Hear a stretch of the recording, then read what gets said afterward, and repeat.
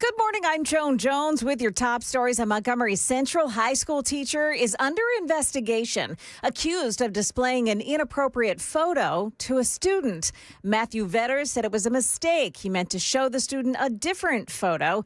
Vetter has been moved to an alternative work site while the investigation plays out. He, by the way, is the husband of Dr. Jean Luna Vetter. She's the director of schools. Yes, that was an EF1 tornado with winds between 86 and 110 miles an hour that hit Bonnertown in Lawrence County on Sunday night. 10 homes, 1 business, all destroyed, but no one was seriously injured. And the National Weather Service is checking out claims of a tornado in Murray County, too. These ladies spoke to Channel 4. I was standing in the middle of the floor. It scared me to death.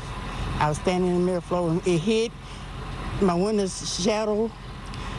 I couldn't move. I was scared. I thought it was going to implode. It felt like the house was breathing.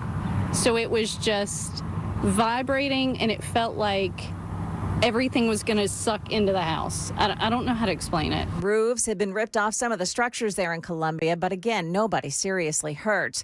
The man who barricaded himself in his apartment after allegedly firing shots on police yesterday morning, that was in East Nashville. He's facing multiple charges today. 39-year-old Joshua Charlton is a convicted felon wanted on outstanding warrants. Police had gone to his East Nashville home after a woman reported being sexually assaulted there.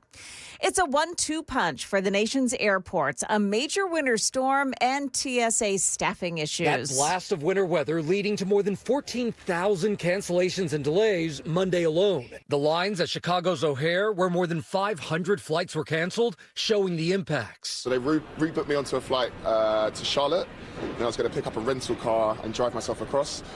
That also got cancelled, so I've now been here for 16 hours. This all coming as the TSA shortage, because of the partial government shutdown, hits critical levels, leading to nightmarish lines out the door at Austin's airport. That's ABC's correspondent Gio Benitez. And Honda is throwing in the towel on electric vehicles in the U.S. Honda saying it'll take a nearly $16 billion write-down on its electric vehicle business as the company shifts its U.S. strategy to account for weak consumer demand for EVs. 3 Honda EV models that would be built and sold in the U.S. have now been canceled. Market numbers brought to you by Beacon Capital Management, online at beaconcm.com. And stocks rising here after the opening bell. Looks like it's holding on to Dow Jones Industrials, currently up 325. That's the latest news, traffic, and weather next. I'm Joan Jones, WTN News.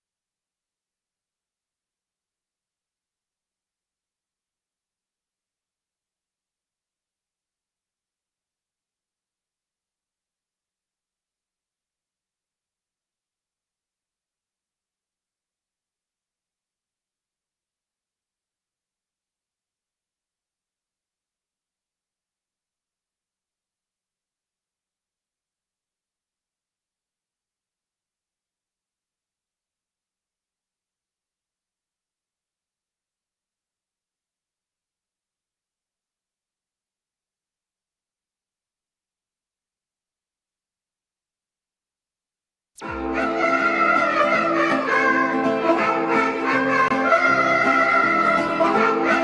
need to build a wall, and it has to be built quickly.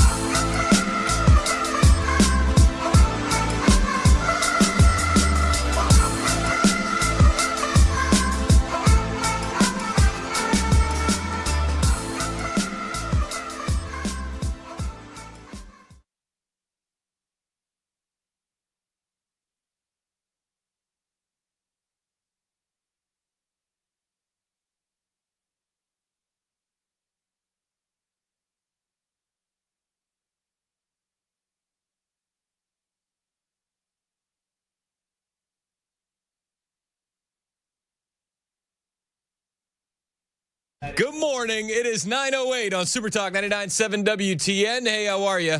I'm Chris Hand. The show is brought to you by our friends at Better Water LLC. Water filtration systems, water softeners, betterwater.com. Big thank you to Brian Wilson for filling in for me yesterday. We had a couple moving parts with the family, so I had to do dad duties yesterday with the kids. And it was fun, man. It was fun. The kids, I said to them, I was bringing them to school. I said, it's freezing out there this morning. And they said, Dad, we don't need any jackets. And I said, okay. And I let those kids freeze. And I tell you what, they're going to think twice before the next time that they say, Dad, we don't need a jacket. Okay. It's up to you. By all means. And then it was like snowing during pickup. Just showering us with little snow pellets. Wasn't even real snow. It such a letdown. I want sled and snow. We didn't get that. Yeah, it was like that styrofoamy snow that they use in play productions or something like that. It's like the kind of snow that you're not sure you should eat because of chemtrails. Yeah, maybe I shouldn't make a snow cone out of it. They're like, hey, let's taste some snowflakes on our tongue. Well, this tastes like chemicals. Yeah, I think you'd be better off eating the yellow snow at that point. Yeah, so the kids they didn't want to wear jackets. I said that's fine. Mom wouldn't have let that happen. Yeah, but they learned a more valuable lesson with Dad. Is that right? They did. Dad's only going to make a recommendation once, and then you're going to learn. So when they have pneumonia and Mom comes back and she has to care for them, she might have an issue with you. Pneumonia builds character. I had it. We were fine. You get a little chicken noodle soup, some tea, you move on. Yeah. You got to grow from these things. Let's see. Challenges make them stronger, Joan. Okay. Okay? Yeah, I got you. All right. We got a lot to get to today. I promise you the kids are okay. It's only a little bit of hypothermia. They'll be fine. Just a little bit. Just a titch. And frostbite. Don't forget that part. A titch of the frostbite. They'll be all right. Titch of the ammonia. Once the fingertips get the color back, we'll be fine. What color did you let them get to? It was a dark black. Oh. So they'll be all right. I've heard. I ChatGPT'd it. The fingers will fail and fall, or they'll. That you either get stronger because of it, or you were never that strong in the first place. Just be better. Just be better. That's what we're saying. Be better. All right. So a couple things that we're keeping our eyes on today. Tulsi Gabbard, Kash Patel, and John Ratcliffe are going to be testifying this morning on terror cells in America. This is high alert. We're all paying attention to it. We understand the threat of sleeper cells that are in this country, directly correlated to Joe Biden. And we understand that it's a bit dicey out there. We've seen the terror attacks in Austin, Texas, New York, Michigan, Old Dominion University in Virginia. And a lot of people want some answers to these questions. Tulsi Gabbard, Kash Patel, John Ratcliffe should be given those answers later on today. Leaders about any potential threats here in the United States. Tomorrow and Wednesday, we will hear directly from the CIA director, the FBI director, and the director of national intelligence in front of two different committees, one on each day. Americans concerned about a potential homegrown attack. You mentioned last week at Old Dominion University in Norfolk, Virginia, where one was killed, others were injured. This man killed by ROTC students. He was a former Army National Guard member who spent almost a decade in prison for supporting ISIS. And as you mentioned, the man in Michigan who rammed a truck into a synagogue, Temple Israel, with children and teachers inside. The attacker died. Luckily, no innocent people were seriously injured. And as you mentioned, Israeli officials say the attacker's brother was a commander in Hezbollah taken out during a strike in Lebanon. Now, these events happened as our country's Department of Homeland Security is still technically in a shutdown for leaders. Yeah, the shutdown still continues. It's been going on since February. Some senators are coming around to the fact that maybe we should fund the Department of Homeland Security while we have such a terror threat going on. Maybe, perhaps, paying our TSA agents so that way they can keep our airports safe is a good idea instead of 300 plus of these TSA agents quitting. Alyssa Slotkin out of Michigan actually recently came around on this idea. It's funny because she came around the day after voting against refunding the Department of Homeland Security. And all of this, again, swirls around the fact that Democrats want illegal aliens in this country. They prioritize them over you, and they're mad about ICE. ICE is already funded for years. That doesn't matter. They're worried about ICE showing up at polling places. Illegal aliens don't vote, they say. That doesn't matter. We don't want to disenfranchise anybody. I keep making the case. I'm pretty disenfranchised as a voter, but they don't seem to worry about me at all. Also happening today, which we're paying attention to, is what's going on with the Strait of Hormuz. It seems like the operation in Iran has been going the way of the United States, but this is the big hang-up today. Gas prices are up. We've all been watching that, and you're going to start seeing the ripple effects of this play out globally. And we want more of our allies getting involved. And a lot of our allies are saying hard pass. And we're like, some allies? Gee whiz, we got to protect you, but you never have our back. It's awesome. But the media coverage on Iran has been really fun to watch over the past few days, where they're constantly bludgeoning Donald Trump, but they never realize that this is directly correlated to the policies of Democrats. And we can lay this out plain and clear. We just talked about the voting and the wide open border. You're mad about ICE immigration enforcement. Okay, well, Joe Biden had a wide open border. This is why we have to do this. You're mad about the war with Iran. And I'm not huge on the war with Iran anyway, just to be perfectly honest, but we're here now. We got to handle it as best we can and as quickly as we can. But we're here now. And you can be mad at President Trump, but how about the pallets of cash from Obama?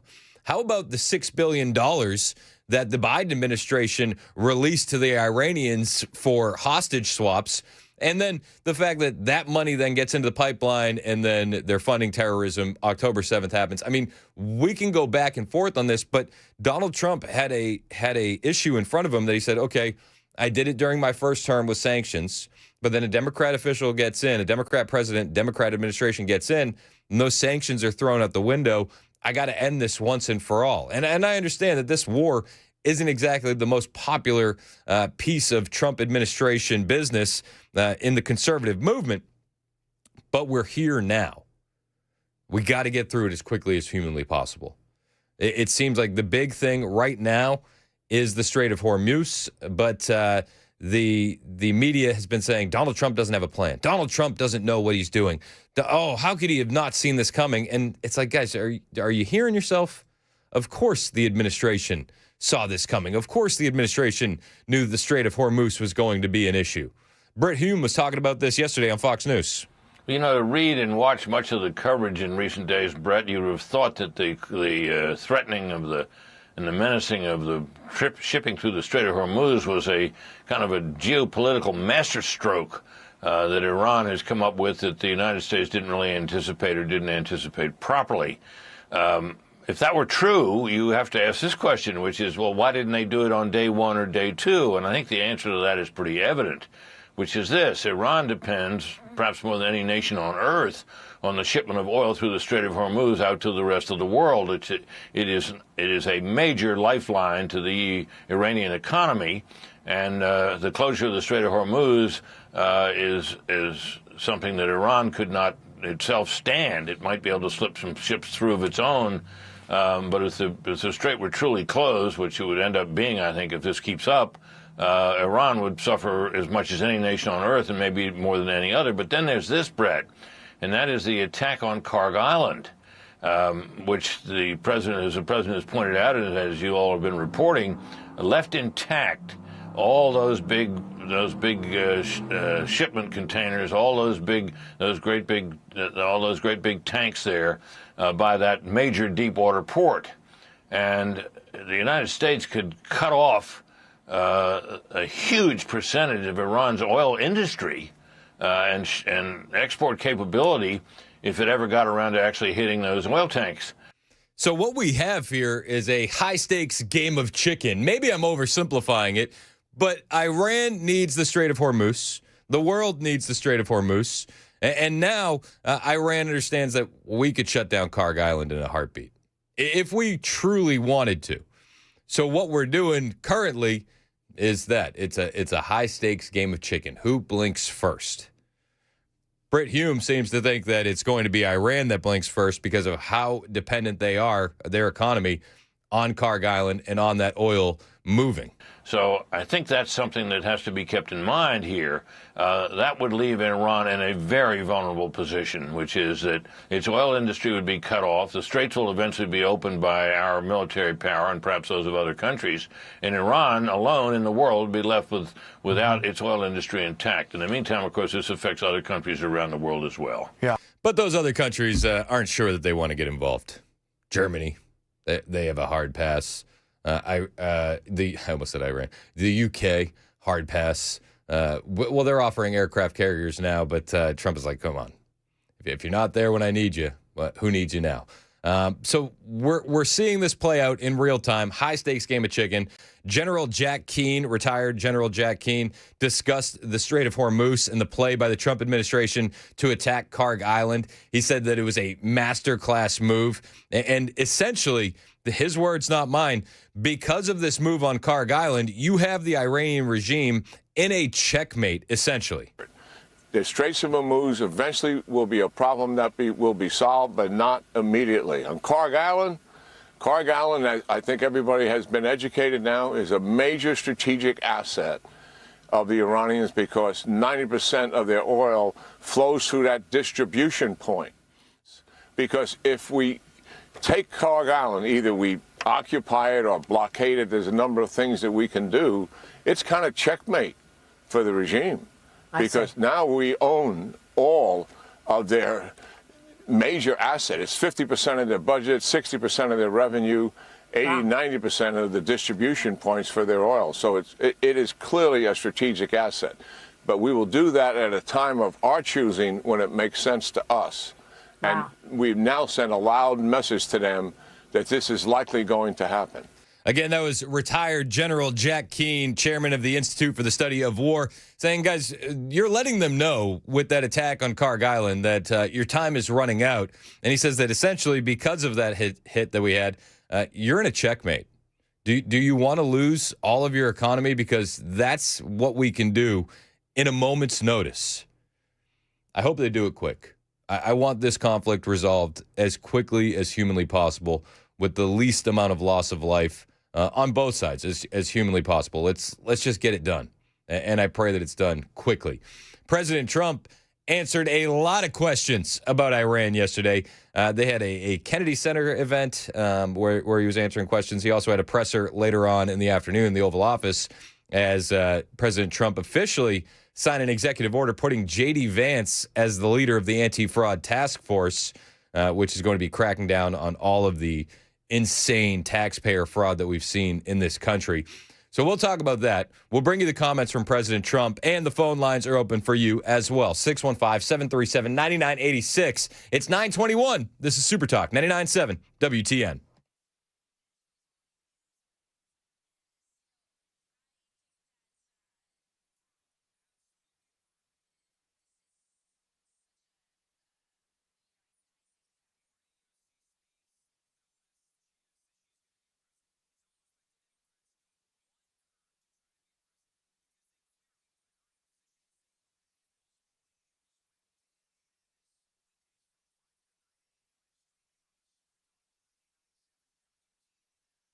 When Dan says brutal, absolutely brutal, they're talking about AOC, I crack up every single time. So good. It's just so good. He nails it. You want to talk about brutal? Living with pain is brutal. Knowing that you could have a non-surgical solution within arm's reach and not taking advantage of it, well, that's misguided at best. You need to talk to my friends at the Wellness Institute of Nashville today. They're going to get you back to a pain-free life in 2026, and they're not going to do it with surgery. They're not going to do it with opioids, and they're not going to be offering painful injections. No matter what you're dealing with, back pain, neck pain, sciatica, slipped, herniated disc, spinal stenosis, maybe you got numbness or weakness in your hands or feet.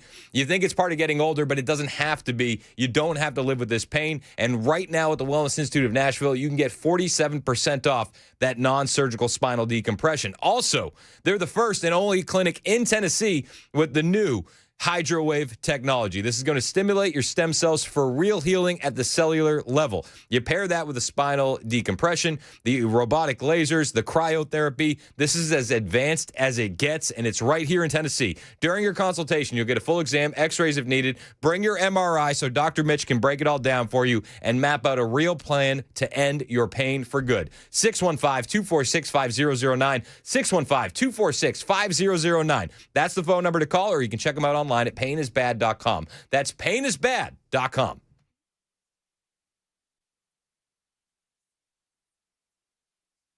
Hey, this is Pastor Allen. Join us on Super Talk 99.7, Sunday evenings from 7 to 8. We're going to look at the news from a biblical perspective. Did you see this lunatic? What's wrong with me? Oh, right. Hey, smile for the camera, you little Nazi That's bitch. enough. Kill all Nazis. We won World War II.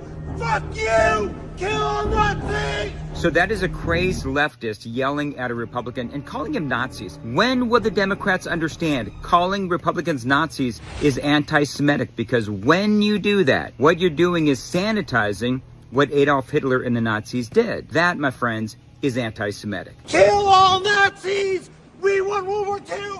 Fuck you. Kill all Nazis.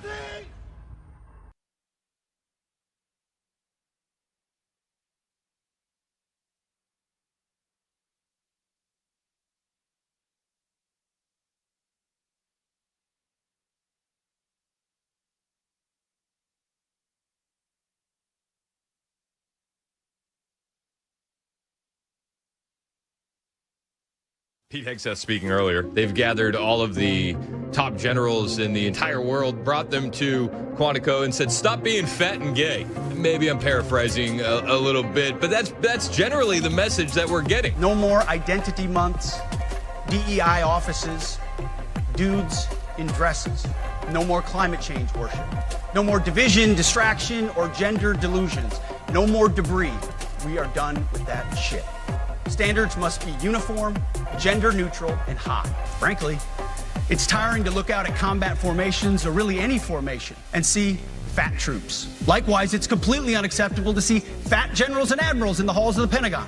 But if the words I'm speaking today are making your heart sink, then you should do the honorable thing and resign. Stop being so fat and so gay. Let's focus on the mission. If you can do the job, you're welcomed here. No matter your sexual orientation or your skin color, but we're getting back to merit.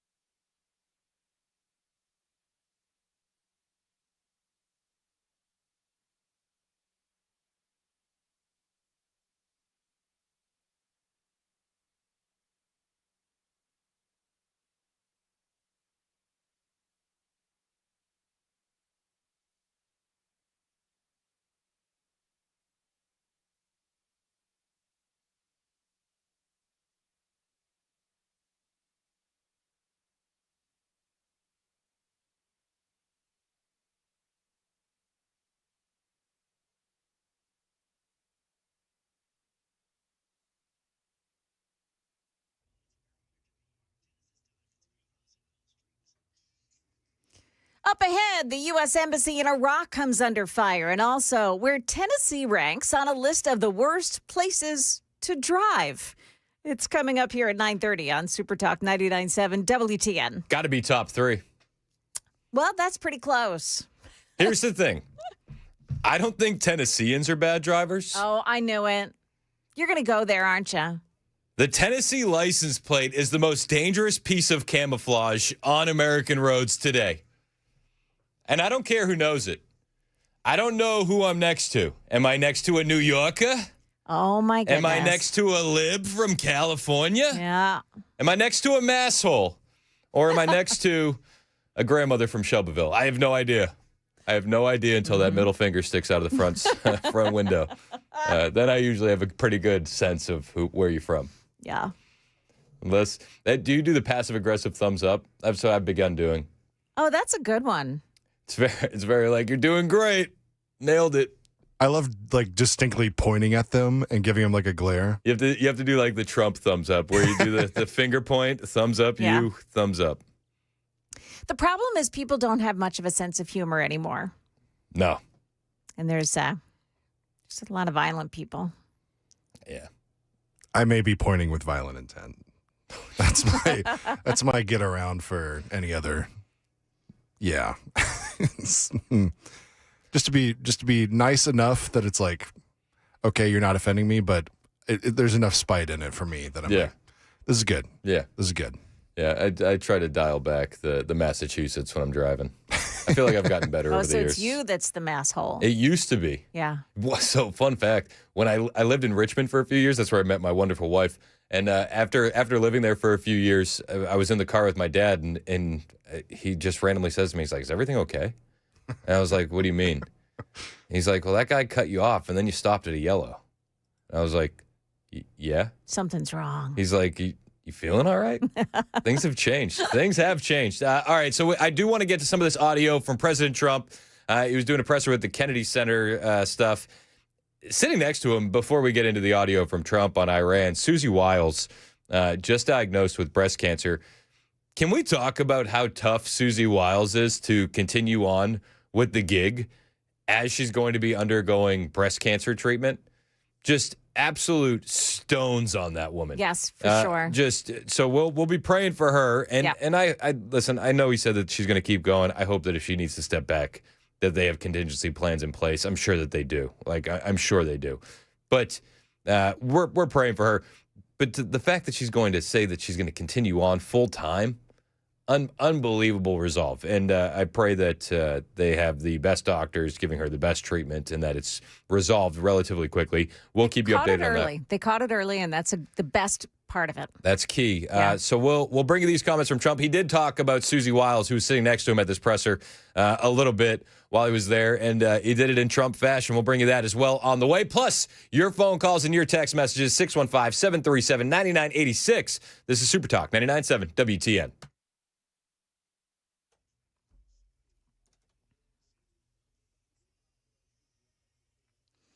Good morning. I'm Joan Jones with your top stories. In the U.S. Embassy in Baghdad has come under attack from a barrage of rockets and drones early today. 2 of those drones were shot down. A third hit a building within the embassy's compound. Meantime, Israel has killed 2 senior Iranian officials in airstrikes overnight. One of them heads a militia within the Revolutionary Guard, and the other is one of the highest-ranking officials in Iran. Ali Larijani was one of Iran's most powerful surviving officials, head of its Supreme National Security Council. Although Ayatollah Khamenei's son had been named leader after his death, it was Larijani who was believed to be one of the key figures actually running the country. Israel has claimed he is now dead. Iran has not confirmed that yet. That's ABC's Patrick Greville reporting. The National Weather Service confirming an EF1 tornado caused damage in Lawrence County on Sunday night, packing winds between 86 and 110 miles per hour. Meantime, residents at a heavily damaged apartment complex in Columbia spoke to Channel 4. And it just started to vibrate. The windows, the door, everything was vibrating. It was howling. I can't even describe it. We heard the glass shatter, and it was over quick. I thought I was finna leave here. It was bad. Just tore up everything out here. The National Weather Service is working to determine if that, too, was a tornado. Tennessee lands in the top 10 on a list of worst driving states in the U.S. It's from Consumer Affairs. The volunteer state ranking number 8 on that list. This Chattanooga mom is worried about the driving skills of people in Tennessee. I have 2 small kids that will be coming of driving age in the next few years, and it's definitely something I worry about. Yeah, many people, like Chris, blame bad driving on people moving from other states into Tennessee. That is the latest news. Weather is next. I'm Joan Jones, WTN News.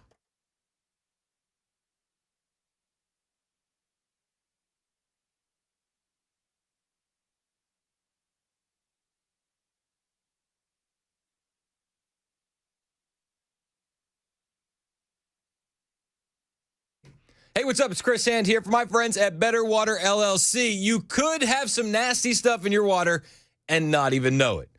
You're bathing your kids in this water. You're bathing the grandkids in this water. You're washing up in this water. You're making coffee with it, and it could have iron, sulfur, chlorine, bacteria, even E. coli. Now, here's the best part. Better Water is going to test your water for free to give you the peace of mind. If you got nothing in it, they're going to tell you that. If you have some nasty stuff in it, they got a range of options to help clean it up. From reverse osmosis to specialized filters to UV lights, Better Water has you covered, and these guys are the pros. They're based in Smyrna, but they're already treating all of the water around town. From the coffee shops to the hospitals, you've probably already tasted their work. And if you are nervous about the water in your home, or you want that peace of mind, knowing that it's good and free and clear, call Better Water today. They'll give you that peace of mind. 615-355-6063, 615-355-6063, or find them online, betterwater.com.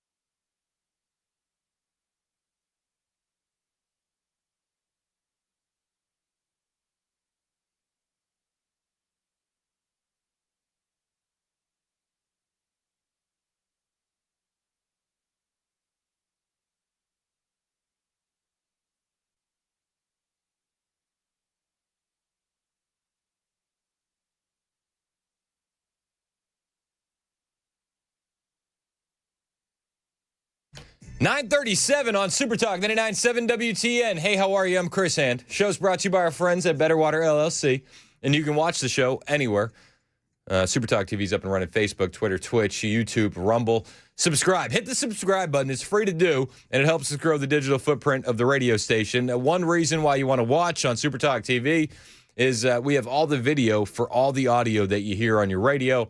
You can always go back and watch at your leisure, and then you can skip through all the commercials. So, if you heard something on the show or you wanted to hear something on the show, you can always go back later tonight and watch it again.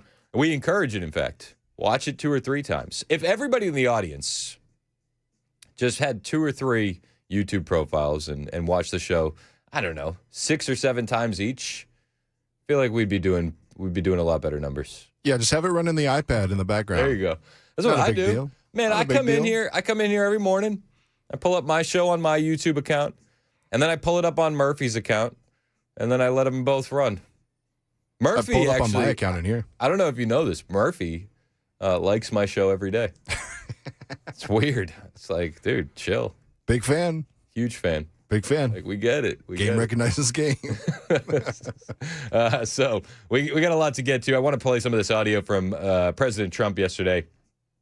This was during a press conference about the Kennedy Center, right? Is that what this was? I think that's for the what most it was. part, yeah. I didn't really care about the comments on the Kennedy Center because who really cares? Like, no, I don't even think the press was there for that. Like, they were like, okay, let's get through this so we can ask the questions that we all want to ask about Iran, because that's all anybody wants to talk about. And President Trump didn't hold back. He announced multiple countries are on the way to secure the Strait of Hormuz, but not all of them, not everybody, but multiple countries are on the way. It's not going to be able to be used very long. Numerous countries have told me they're on the way. Some are very enthusiastic about it, and some aren't. Some are countries that we've helped for many, many years. We've protected them from horrible outside sources, and they weren't that enthusiastic. And the level of enthusiasm matters to me. We have some countries where we have 45,000 soldiers, great soldiers, protecting them from harm's way. And we have done a great job. We've done a great job building up bases in areas with our allies, looking out for them, having their back every step of the way. And when we need them, they're like, I guess maybe. I don't know. Depends on if I'm free, if I'm busy or not. I don't know. Like, we just need a couple boats to help us, look for mines. Like, would love to. We got soccer practice in the morning. It's a tough weekend to commit to that. It's ridiculous. It's absolutely ridiculous. President Trump went on to say that he is the master of predictions, saying, because the media, here's the thing. The media is using what's happening in the Strait of Hormuz and saying, like, Donald Trump and his administration didn't have a plan. How could they have not seen this coming? And it's like, no, everybody saw this coming. Everyone did. Like, yes, we knew the Strait of Hormuz was going to be weaponized against the world. In fact, Donald Trump said that he predicted it. He's actually the master of predictions. Look at me. I'm the master of predictions. I knew about the strait, that it would be a weapon, which I predicted a long time ago. Predicted all of this stuff. You guys were very generous in that. I predicted all of it. I predicted Osama bin Laden would knock out the World Trade Center. I made that prediction a year before he did it. I said, you better get him. He's a bad guy. I watched him be interviewed one time, and I said, that's a bad guy. You better get him. 1 year before, exactly. I wrote it in a book. Fact check, true. You can even check. About a year before the World Trade Center then came down, President Clinton actually had a shot at him, and he didn't take it. Unfortunately, I'm not blaming him for that, but he didn't take it. Trump is just saying the things that he's not going to make the same mistakes as other presidents. He can see the writing on the wall. And a lot of people are saying that Donald Trump hasn't been consistent in his position on Iran, but you can go back years and years and years. The last decade, he was saying, guys, 2015, Iran can't have a nuclear weapon. That's the line in the sand. Oh, Donald Trump, he campaigned on no new wars. It's like, yeah, but even before he was president, he was saying that country can't have a nuclear weapon. And I'm not a huge fan of the conflict. I'd rather it be over. And I pray that it ends very, very quickly. But we're here now. And Donald Trump is the guy that I want quarterbacking this team. He just is. There's nobody I would trust more. Would you rather have Joe Biden in there? Would you rather have Kamala Harris in there? But who would you prefer? People will say that Donald Trump hasn't remained consistent on this. He has. And I understand that this war isn't extremely popular among conservatives, but you know who it is actually extremely popular with? Veterans, military members. They want this job finished once and for all. And I think Donald Trump is going to get the job done. He says that multiple countries are now getting involved in the Strait of Hormuz, but some of them don't even want to be named. They want to keep a low profile. And I think it goes back to the fact that there is a threat of terror attacks if you get involved in this game. This is another reason why the Democrats need to fund our Department of Homeland Security and why it is such a high priority, yet they're playing with American lives every single day. Other countries are getting involved in the Strait of Hormuz, but they don't want their names being dropped. To get involved with us and get involved quickly and with great enthusiasm. I have that from a number of them, and I'd like to say their names, but frankly, I don't know if they would want me to or not because maybe they don't want to be targeted. But I say, wouldn't matter if you're targeted or not because this is a paper tiger that we're dealing with now. It wasn't a paper tiger 2 weeks ago. It's a paper tiger now. So now we're going to get down to the reason. We'll take a couple of questions. And wasn't a paper tiger 2 weeks ago, but it is a paper tiger now. What has changed in the last couple of weeks? Well, the Navy has been completely destroyed. The Air Force completely destroyed. We have absolute air dominance over the country. The only thing left to handle is the Strait of Hormuz. We talked about it a little bit earlier in the show. It seems like a high-stakes game of chicken going on. We can blockade Karg Island, and that effectively will shut down the regime for good.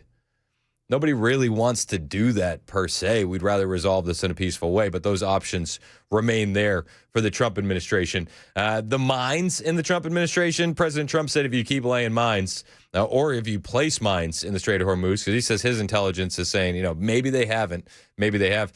If you place mines there, you're essentially committing suicide. It's destroyed. We hit, to the best of our knowledge, all of their mine-laying ships. Now they can put them on other types of ships, I guess, and drop them in. But we don't know that any have even been dropped in. We're not sure that any have been.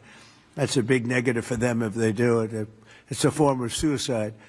But we don't know that they have dropped any in. But we've hit all 30 of their ships and destroyed them. They're all at the bottom of the sea. Play stupid games, win stupid prizes. I mean, it seems like that's essentially the Trump doctrine. He's going to tell you what he's going to do if you do X, Y, or Z. So don't do X, Y, or Z. We'll see what the Iranian regime does. In the meantime, President Trump's still not exactly happy with our allies. He was asked about NATO allies refusing to secure the Strait of Hormuz. He said major repercussions could be coming. We have one or two that will not do it that we've been protecting for about 40 years at, tens of billions of dollars, Mr. Speaker. So I'll be reporting that to you in the House and the Senate, and I'll say, why are we protecting countries that don't protect us? And I've always felt that was a weakness of NATO. We were going to protect them, but I always said, when in need, they won't protect us. Now, this isn't need. Need would be one of the big boys. But I will say that we built the greatest military in the world. Need would be one of the big boys. That's what, Russia, China. That's when we would need them. I don't think we need the NATO allies. I think President Trump is absolutely correct here. But it'd be nice if you guys came along for the ride. And you can hear him taking jabs at those countries. Germany definitely being put on notice there. I don't know if you're keeping score at home, but Germany is 100% on notice. He was asked about France and asked about how France has been doing in terms of this conflict. And he said, 8 out of 10. French President Macron about the coalition to reopen the Strait of Hormuz. Yeah, I have spoken to him. He's been on a scale of 0 to 10. I'd say he's been an 8. Not perfect, but it's France. Are you we don't expect perfect. Savage. Absolutely savage. I feel like an 8 out of 10 from France is probably a high score. Is it not? I think that's pretty good score for France. But he went on to say that when he's partially asking these allies for help, this is Donald Trump's take, and there's been a bit of conversation about this online. He says, I'm just kind of seeing how they react. I don't really need their help, but I want to see if they're willing and able to come to the table when we need them. We don't need anybody. We're the strongest nation in the world. We have the strongest military by far in the world. We don't need them. But it's interesting. I'm almost doing it in some cases, not because we need them, but because I want to find out how they react. Because I've been saying for years that if we ever did need them, they won't be there. Not all of them, but they won't be there. I was very surprised with the United Kingdom, because the United Kingdom, 2 weeks ago, I said, why don't you send some ships over? And he really didn't want to do it. I said, you don't want to do it. We've been with you. You're our oldest ally. And we spend a lot of money on, NATO and all of these things to protect you. I mean, we're protecting them. We're working with them on Ukraine. Ukraine's thousands of miles away, separated by a vast ocean. We don't have to do that, but we did it. Well, Biden did it. I mean, I have to be honest with you. It's Biden. Yeah, I didn't do it. Biden did it. But President Trump saying, listen, we're looking at these allies, and we're asking them for help when we really just want to see if they're doing it. Are you willing to step up? A lot of those allies are failing the test today. With friends like these, who needs enemies? So this has been a constant battle with the Trump administration. He knows that these allies aren't going to step up. When they're called upon, they shrink. We've seen example after example of this. And President Trump's the only one that's been able to get them to the table and make them step up. What do you get, 5% to 10% for NATO spending? Anybody else, they don't even bring up the topic of NATO spending. Trump has been at it for a while. He holds our allies accountable just like he holds our enemies accountable. And for that, I respect his approach. But when it comes to Iran, he said, all their leaders are dead. Like this conflict, we're winning. If you're keeping score at home, yeah, the Strait of Hormuz is shut down. Yes, this is the big topic of conversation today. Yes, gas prices are going up. But this isn't going to keep up at this pace much longer, because Iranian leadership knows they're the next to go if they don't start negotiating with the United States of America. And we don't even know their leaders. Look, all of their leaders are dead, as far as we know, but they're all dead. We don't know who we're dealing with. We knocked out the first group. Then the second group met to pick the leader, because the first group was all dead.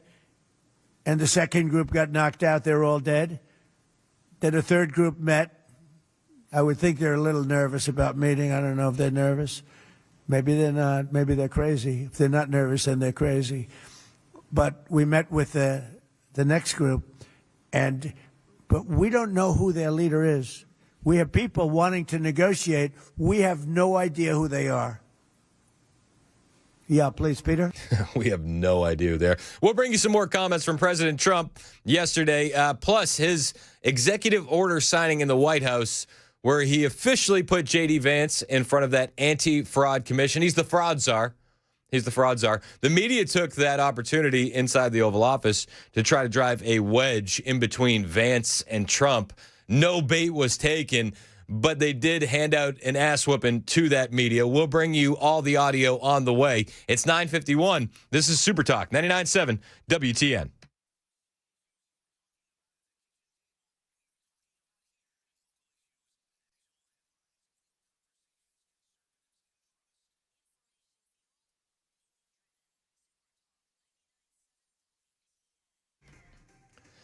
Hey, what's up? It's Chris Hand here from my friends at Busy Bee Plumbing, Heating, and Cooling. When something goes wrong in your home, you want a team that's going to show up, that's going to treat you like family, fix it fast, and fix it right, and not break the bank while doing it. This is Busy Bee Plumbing, Heating, and Cooling to the T. Your trusted pros for total home comfort. Right now is the perfect time if you need to upgrade. Maybe you've been kicking the can down the road. You needed to upgrade your HVAC system at the end of last summer, but you're like, I can deal with it for a few weeks. The temperatures are going to drop, but now we're looking at the calendar, and the temperatures are going to rise again. This cold weather is not going to stick around. The heat is going to be here, and that is going to be here for a while. So if you need to upgrade your system, do it today. When you purchase a 16-SEER high-efficiency HVAC system, you're going to land some amazing TVA rebates, and the team at Busy Bee is going to file those rebates for you. You're not going to have to do any of the paperwork. And when you get your new system installed, Busy Bee is also going to hook you up with a Yeti Tundra 45 cooler for free, just in time for beach and pool season. You can also get that cooler if you need a whole home repipe, and you can also save a lot more money by signing up for the Beehive Club membership, priority scheduling, discounted repairs, free annual HVAC and plumbing checks, plus extended warranties. Call Busy Bee today, 615-775-7833, 615-775-7833, busybeehvac.com.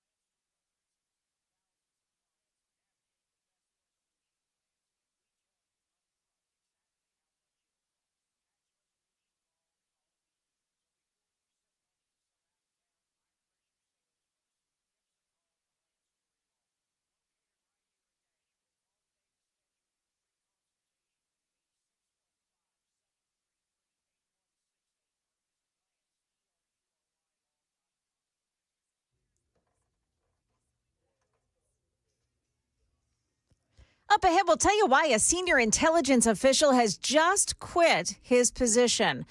And John Thune has done it. A Senate floor takeover for the Save America Act is underway. We've got that and more coming up at 10 on Super Talk 99.7 WTN. Has he done it, Joan? He's doing it right now, Chris.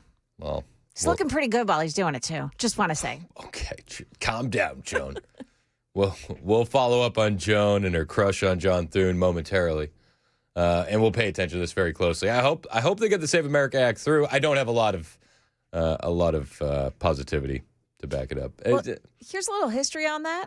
They're using the same process or a similar process to the one they used for the 1964 Civil Rights Act. Took them 60 days to close the cloture vote, and they were able to do it. So they're counting on the same kind of action here. 60 days. Yeah. Do you think that they could last the 60 days to get the Save America Act passed? These guys don't strike me as being quite as robust. This is why I don't have much optimism. Yeah. I'm just letting you know. I know. I have a lot more optimism when it comes to the fraud investigations in America. President Trump yesterday signing an executive order making J.D. Vance the fraud czar. Of fraud in federally funded programs in states like Minnesota and California. This executive order in front of you will establish a new task force aimed at rooting out that fraud, returning potentially billions or tens of billions or even hundreds of billions of dollars to the American taxpayer. We're going to talk about the executive order. We'll talk about the anti-fraud task force and J.D. Vance being named the fraud czar. Plus, Nick Shirley dropped a new documentary, this time focused on California. $170 million worth of fraud he was able to find in a day. They went to a hospice facility that looked like a dilapidated motel, okay? And while it looked like there was more black mold than you could shake a stick at in this building, the parking lot was full of the nicest vehicles you could ever see. Shocker. What could have caused this? They must be just running a good hospice business. We'll talk about the fraud when we get back. It's 10 o'clock. This is Super Talk 99.7 WTN.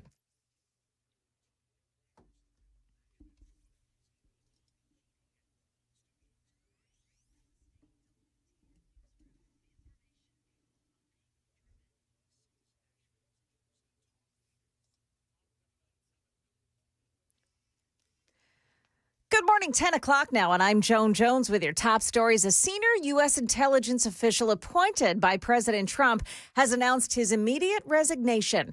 Director of the National Counterterrorism Center, Joe Kent, wrote in a post on X, quote, "I cannot in good conscience support the ongoing war in Iran." He claimed Iran posed no imminent threat to the U.S. So far, no response from the Trump administration.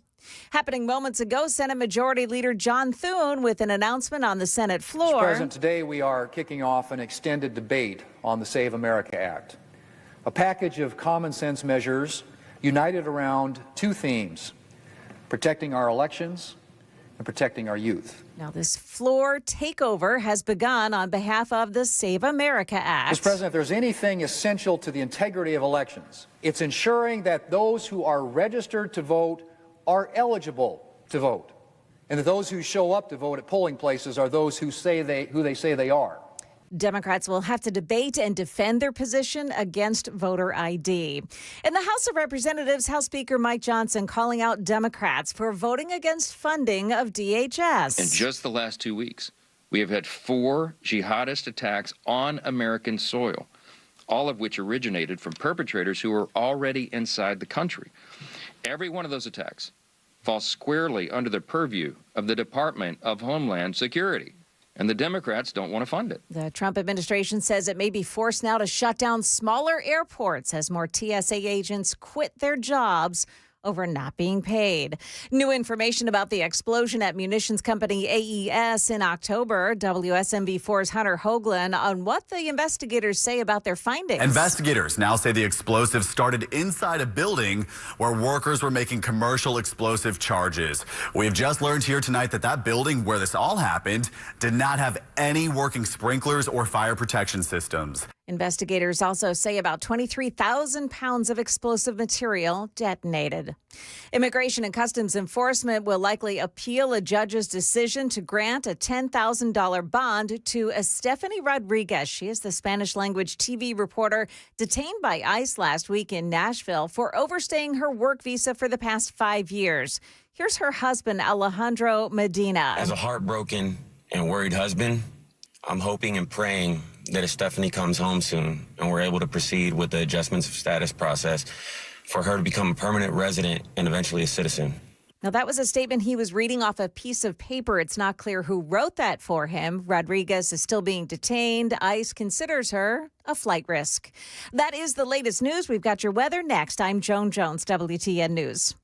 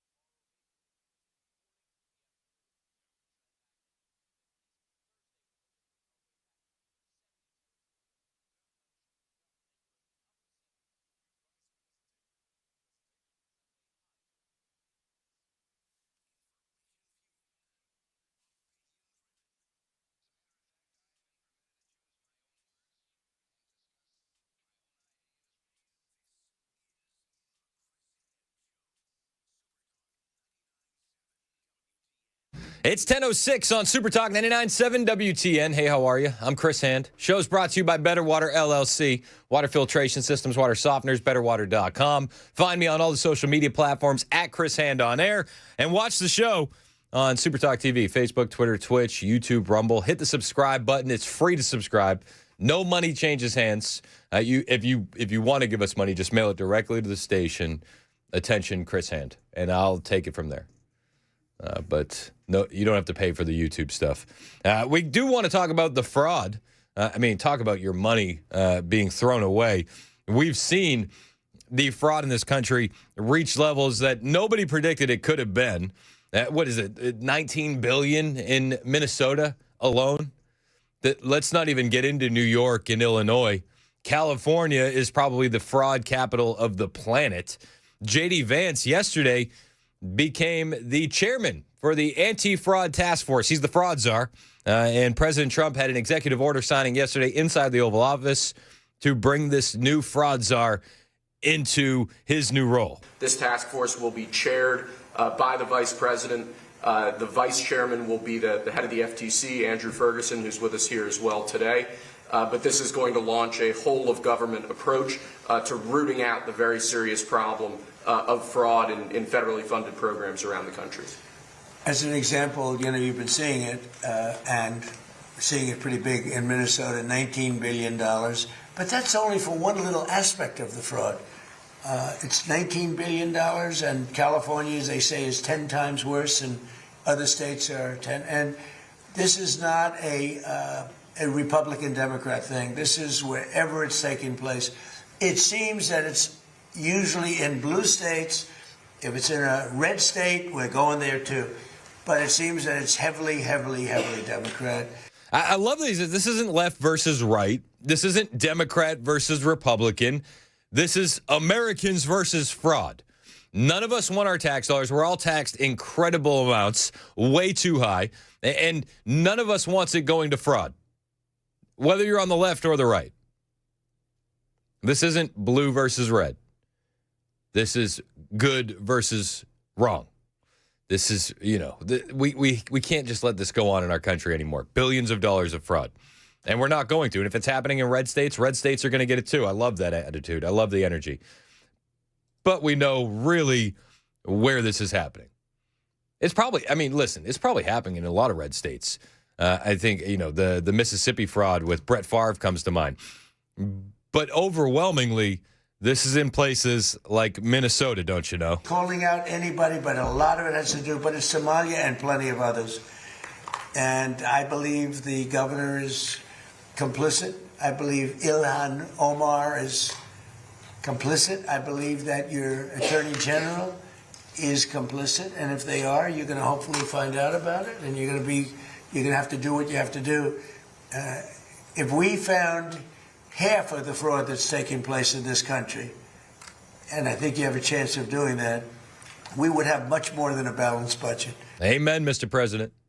When we're $38 trillion in debt, to have $19 billion going out the window in one state, criminal. I think he's absolutely right. Yes, Governor Walz, complicit. Ilhan Omar, complicit. Attorney General Keith Ellison, complicit. And we've seen it with the whistleblower testimony. Every time a whistleblower comes out, they're like, yeah, I tried to let them know, but they said that they would accuse me of being a racist if I kept pushing on this. Wouldn't want to be called a racist now, would you? No, of course not. Of course not. So nothing ever happens. And it never happens in these blue states because they don't want to offend their huge voting base that they've imported. I know, it's uncomfortable, but it's the truth. But a side mission also dropped for J.D. Vance while he was here, while they were doing the executive order. You have the main mission in the video game, and then you have the side mission. This is the new side mission for J.D. Vance. It's a heck of a side mission. That's crazy. And Ilhan Omar, I hope this is part of it, but she married her brother, supposedly. There's a lot of documentation. That means she's here illegally and she's a congresswoman. And I hope you're going to be looking at that, or somebody is, all right? Because she's one of the ringleaders here. She's bad news, really bad news. She's so bad for our country. Anyway. Amen. Side mission just dropped. And then I love how he wraps it up. He just goes, all right, anyway. He says in the Oval Office, she married her brother. There's a lot of documentation. And then he closes with, anyway, JD, please say a few words. Anyway. She totally married her brother to defraud the immigration system. All right, anyway. All right, moving on. It's like Mandis. It's Mandis. It's moving on. Very well done. Anyway, JD, could you say a few words? JD is excited to be the fraud czar.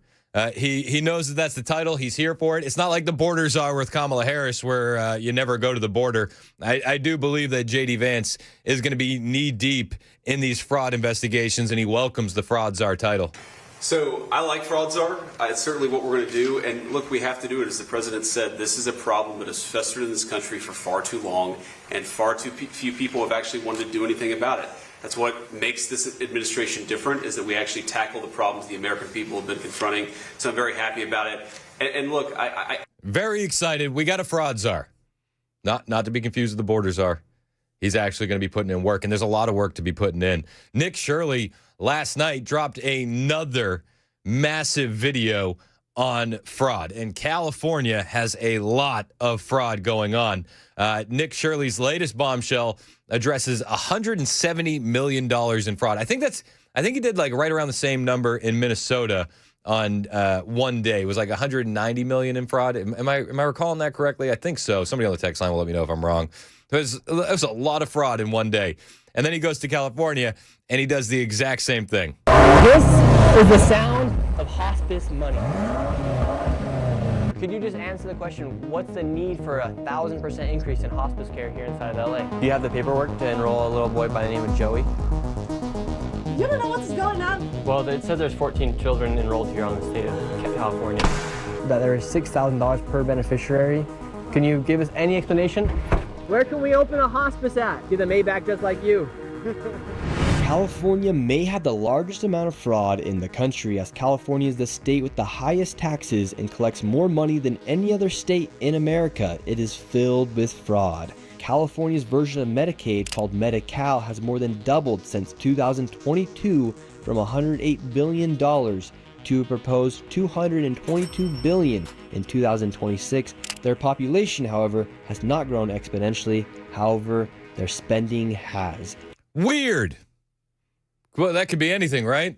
Yeah, it looks like massive fraud. So in the new fraud expose, which if you haven't seen yet, you can find on my Twitter account, @ChrisHandOnAir. I've retweeted it out because I think everybody should watch it. It's about 40 minutes. Nick Shirley goes into California, and he really hyper-focuses on hospice fraud. And we've talked about the hospice fraud in California, where people are going into hospice and then recovering. And I don't know how much you know about hospice. Recovery is usually not part of the deal. That's your final destination. But in California, it's a step along the fraud trail. So he goes to this hospice place, and in the parking lot, he's like, wow, there's like Maybachs, and there's Cybertrucks completely decked out, and there's brand new BMWs. I'm not a car guy. I think it's like the M8 is one that he sees. But you heard him in the first clip. He's like, you hear that?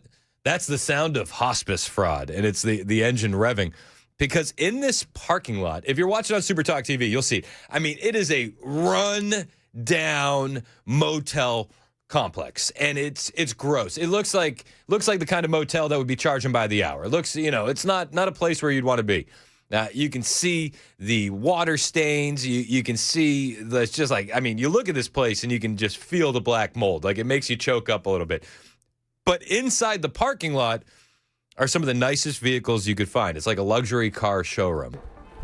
So what do you think about all this hospice fraud? Sir, you're in the Cybertruck, driving away, taking money from old people.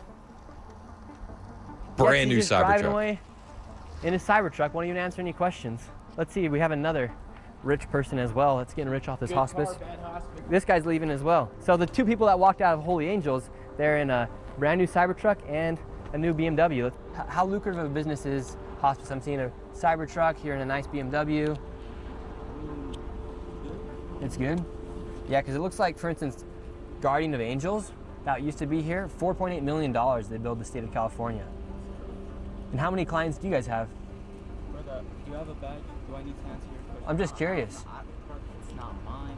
I just work. Everybody gets so uncomfortable when Nick Shirley shows up and just starts asking questions. How did you get a brand new BMW M8 working in hospice? How lucrative is this? How did you get this fantastic looking Cybertruck decked out to the nines working in hospice care? How did you get a Maybach? I mean, it's like car after car after car. Again, it's a dilapidated motel, hotel apartment complex. The ones where the doors into the room are on the outside of the motel, like that kind of a building. And inside the parking lot, the most expensive cars you could find. And every single one of these motel rooms has been refurbished into a hospice office.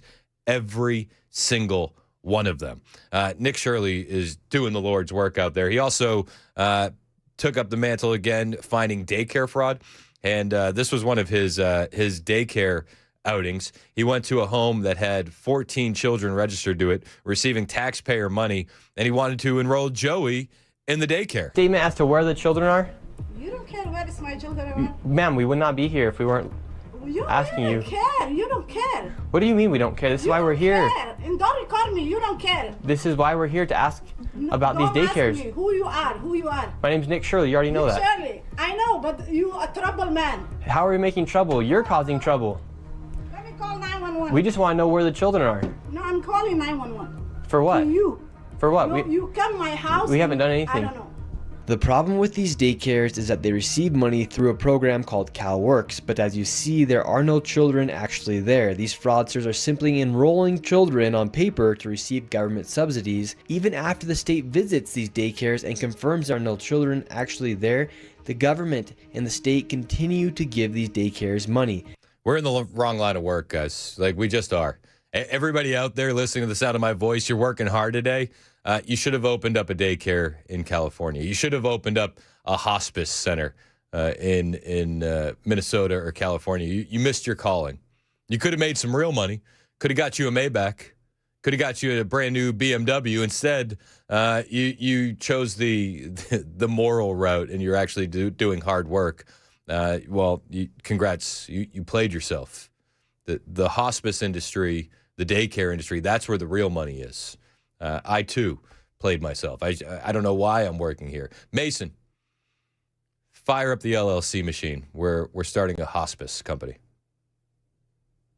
Do it. I feel wrong about this, but I shall do it. No, we got to make some money. We can't be the only ones not making money here. True. But Nick Shirley, unbelievable reporting. And this fraud task force from the President of the United States and the Vice President, J.D. Vance, I hope get to the bottom of a lot of this. And I think if we really do get to the bottom of a lot of this, we're going to find Democrat politicians right there doing what Democrat politicians do.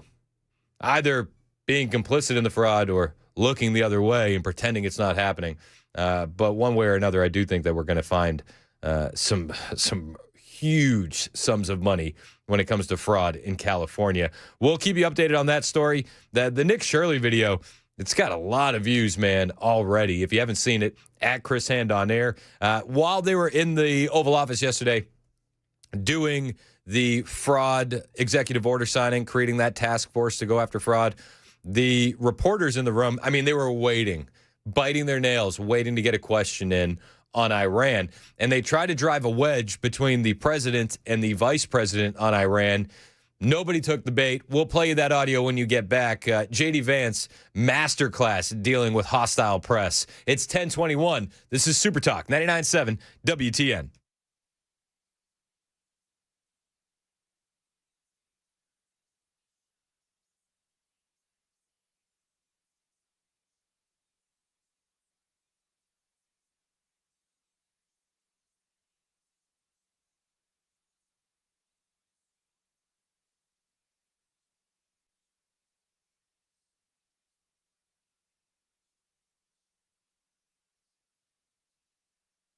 Hey, what's going on? It's Chris Hand here for my friend Aaron Parker over at Parker Safes and Vaults. Love these guys. Great sponsor of the show. And if you've got firearms, jewelry, important documents, precious metals at the house, you got to ask yourself a question. And the question is, are they actually protected? If you buy whatever happens to be on sale at a big box store, chances are they're not. If a teenager can tip it over, you bought a filing cabinet, not a safe. You need to talk to the experts at Parker Safes and Vaults in Shelbyville. They carry trusted names like Rhino Metals and Liberty, but also super high security safes from manufacturers like Graf Under, American Security, ISM, and Incas. These are safes designed to protect your valuables from real world threats, theft, and fire, not ones that just look good on a showroom floor. Aaron Parker runs the business. He breaks down every safe he has in stock on their YouTube page. Just search for Parker Safes on YouTube for that detailed video review. Aaron and his sons will handle everything from delivery to installations themselves, discreetly and professionally. Based in Shelbyville, but they serve all of Nashville and the surrounding areas.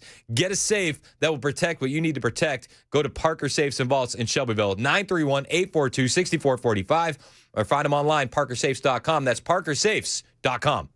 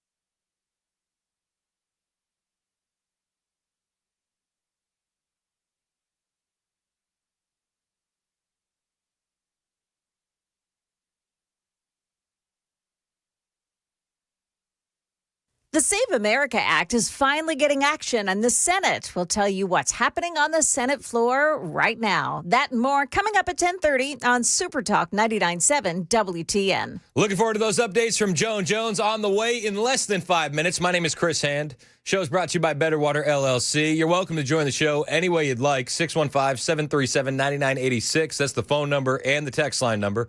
You're welcome to call in, text in. You can also jump inside the chat on the YouTube page. Hit subscribe while you're there, and don't forget to smash that like button and help us grow the digital footprint of the radio station. Got a couple people waiting on the line to talk. Let's go to our friend Brian on the road. Wants to talk about the fraud. What's up, Brian? How are you? I'm good. How are you, man? Good. What do you got? How's the family? Family's good, man. We survived the winter storm that was yesterday when the kids didn't want to put jackets on as I brought them to school. But other than that, I think they're going to be all right. I heard the story. I love it. Well, this fraud stuff, I mean, I'm sure you've got a lot of listeners that are out there saying, you know, what was that old saying? Something's happening, I'm mad as hell about it. That was an old saying years ago in politics. But we're not doing anything. See, Doge went out there and did their thing, found all this. Nick Shirley should be put on the payroll. Honestly, I'd gladly release a lot of tax payments that I've made in the past in 65. Well, I don't know how many years I've worked, 40 plus, and I would gladly pay that guy. He seems to be on top of it.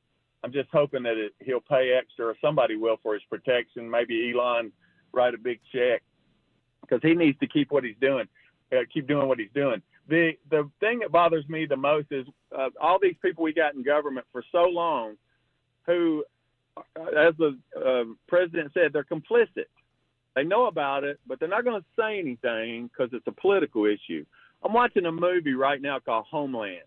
It's a long movie, but it was made, I think, in 2016 or around that time before Trump came in. And it touches on a lot of stuff that's gone on in the past and going on now with Iran and all these jihadists in this country illegally. And what bothers me the most as I watch it is they get out of some of the charges that the government brings, the FBI and CIA and others, by saying it's free speech. But you can't catch them before they push the button unless you do that. And this fraud stuff, it's the same MO. They're going out there and taking advantage. I mean, these people, our politicians are complicit. Yep. I want the other people to go to jail for taking the money, but I also want the parents of the child, in this case, which is, you know, an analogy, I want the parents to be spanked and put in jail, right, which is our government. They're so crooked. And I think they think it doesn't matter. They can get away with it forever because they got protections built in, which they're all lawyers, or, you know, the criminal justice system is a joke anyway. So until we hang some people, and Biden's behind Biden, Obama, Clinton, they're behind 90%. Not saying Bush wasn't, because he probably was too. But complicity is a big word, which brings in a lot of, it wraps around, it circles the wagons, and we have a smart president. Thank God for him. That's all I got, bro. Y'all have a great day. Appreciate the call, Brian. Call anytime. Let's go to our friend, the seminar caller. What's up, man? How are you? Hey, how do I follow up on that Rhodes Scholar you just spoke to? I'll try my best. Hey, regarding Nick Shirley, is that the same Nick Shirley that paid illegal aliens to stand in front of the White House with Biden signs? Is it that Nick Shirley? I don't recall that at all. I don't know. Yeah, is it the same Nick Shirley that went to Ukraine and went to like the wealthiest part of Kiev and filmed some Mercedes Benzes and tried to make it seem like that all the Ukrainians were embezzling money? So you're doing a straw man against Nick Shirley exposing fraud in Minnesota and in California? Is that what you're doing? You could find a kid. So it's just a straw man argument. You're bringing up old things that I don't really have in front of me. I can't really debunk, but you don't have anything to say about the actual fraud that he exposed in Minnesota or California. So you're using a straw man argument with something else. Got it. The fraud in Minneapolis that the FBI already knew about and had already convicted people. So you're upset that people were already looking into it and doing investigations, but Nick Shirley brought maximum exposure and attention to this and made it a national story. You're mad about that? Didn't you say you were a Republican? Have you ever listened? Have you right? Like you say that all the time. You're a Republican. But every time you call, you did that. You said that a couple callers ago. Every time you call in, you're taking an anti-position to whatever topic we're talking about. We never agree on anything. You say you're this Republican. You voted for Chris Christie, right? I mean, I listened. I've heard you. I've heard your spiel. You're great. No, it's my show. Actually, you called me. You're the one who sits around all day waiting to call me, not the other way around. Oh, I'm sitting around all day. Yeah. Yeah. So, I mean, dude, it's a sad existence. 1031 Super Talk 99.7 WTN.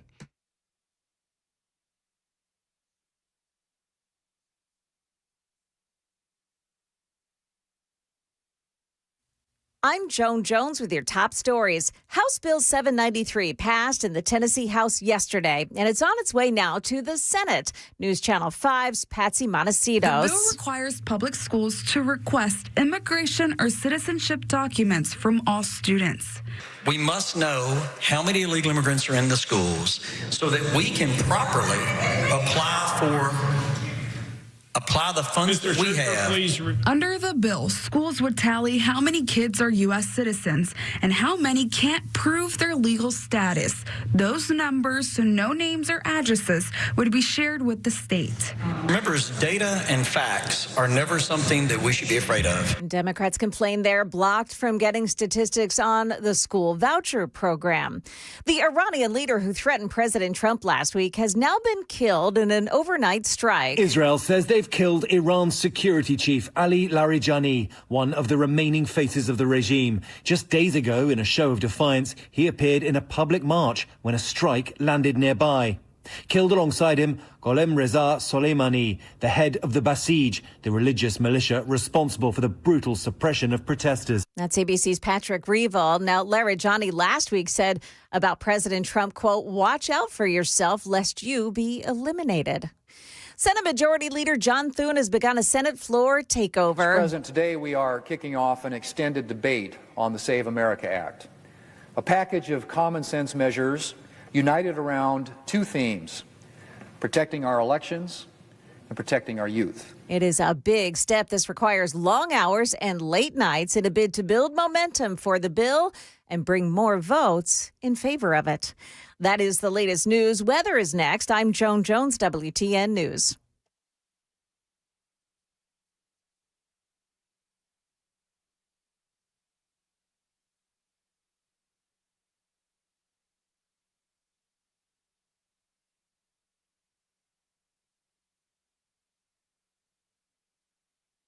Hey, it's Dan Mandis. I love Window Nation. This is my window company. I've got 4 in my home, including 2 down in my basement studio. Now, right now, you can count on your home always being comfortable, regardless of the weather, as long as you have windows from Window Nation. Window Nation windows are customizable and energy efficient, and right now they've got a great deal going on. This month, the more you buy, the more you could save up to 50% off all window styles. Find them online, windownation.com. Tell them Dan told you to reach out. windownation.com for your free consultation today.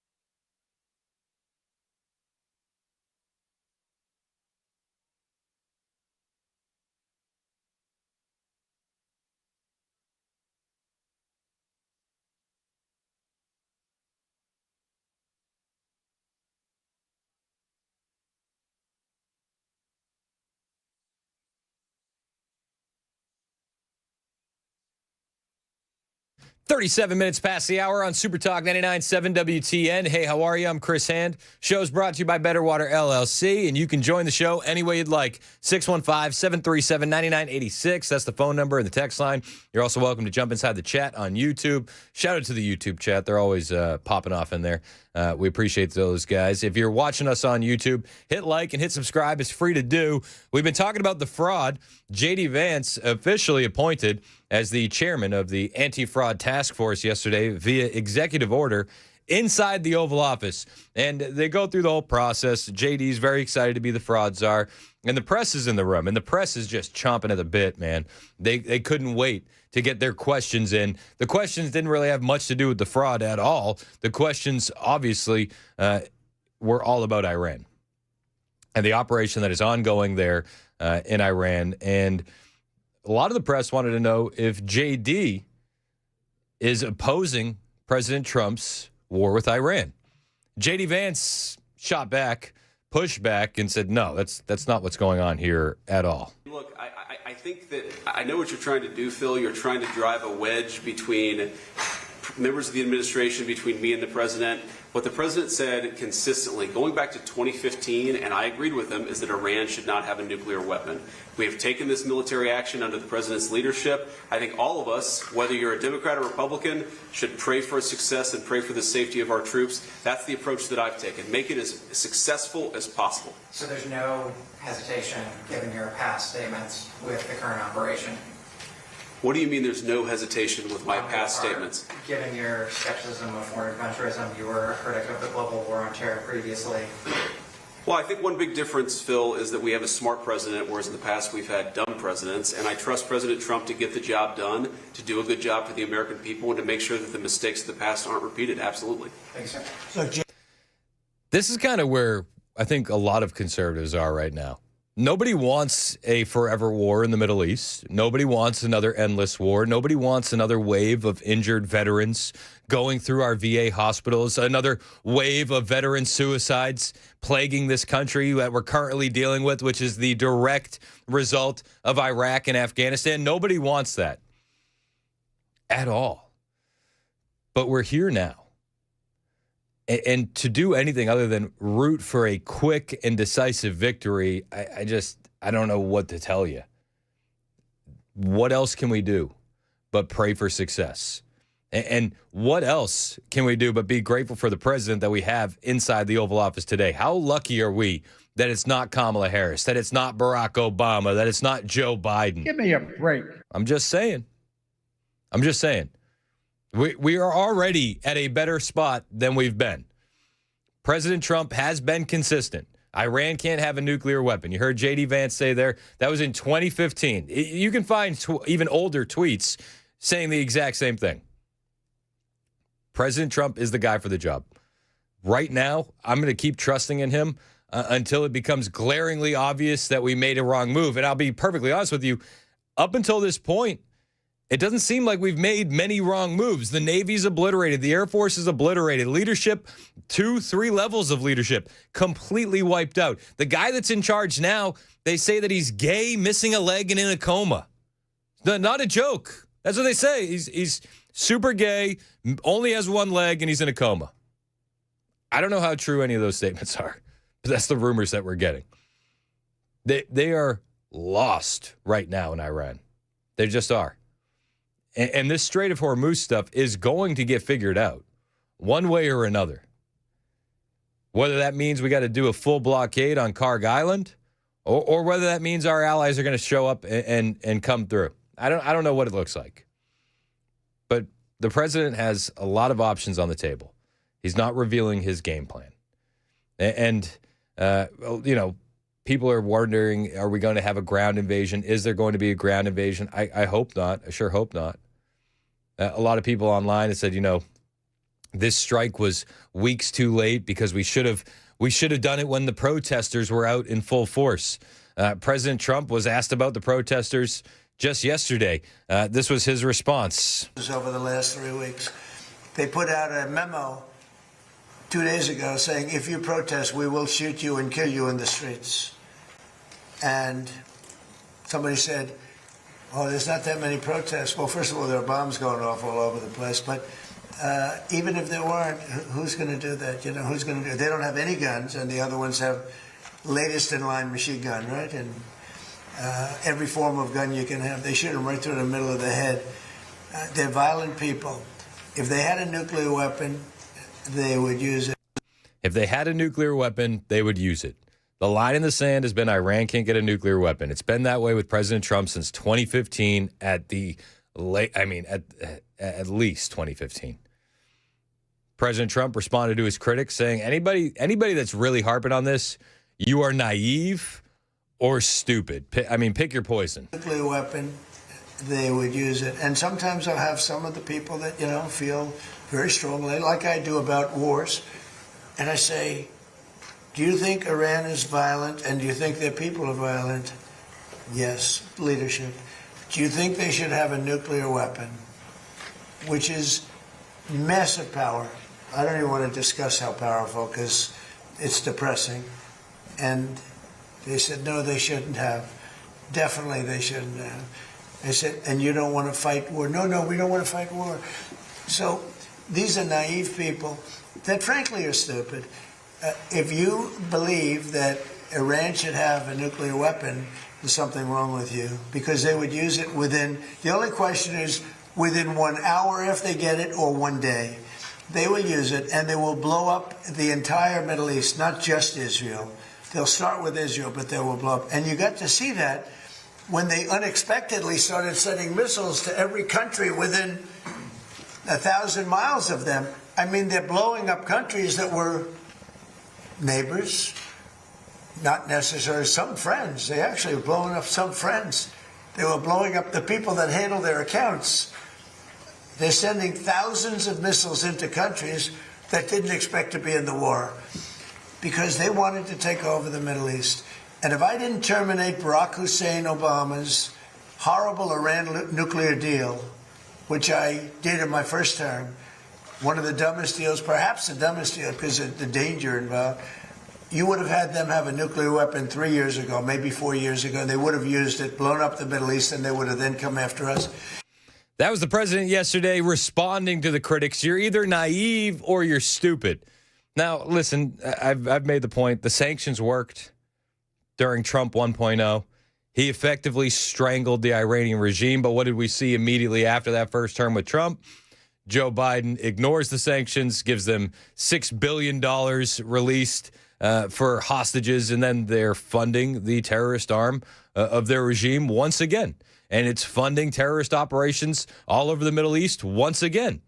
So when the president says that he didn't have many options, I think that he took into account the steps he took during Trump 1.0 and realized how quickly this can be erased. And he took a stand. It might be unpopular, but he absolutely took a stand. Our allies, on the other hand, not taking a stand as forcefully as the president of the United States, and President Trump isn't exactly happy about it. We have 45,000 troops in Japan. We have 45,000 troops in South Korea. We have 45,000, 50,000 troops in Germany. We defend all these countries. And then, do you have any minesweepers? And they say, well, would it be possible for us not to get involved? I've been saying it for a long time. This is the greatest thing to come out of this. We spend trillions and trillions of dollars on NATO to defend other countries. And I always said, but if it ever comes time to defend us, they're not going to be there. Many of them would not be there. And we're going to have to start thinking more wisely in this country. Some have been very good. One or two have been great. I'll tell you, the great ones are at the right time. But there have been some that were right up there, Peter. They were right up there. They wanted to do it so much. Go ahead, Peter. But here's the thing. Some of our biggest allies, England, Germany, nowhere to be found when we need them most. Nowhere to be found. They don't want to get involved. They don't want anything to do with the Strait of Hormuz.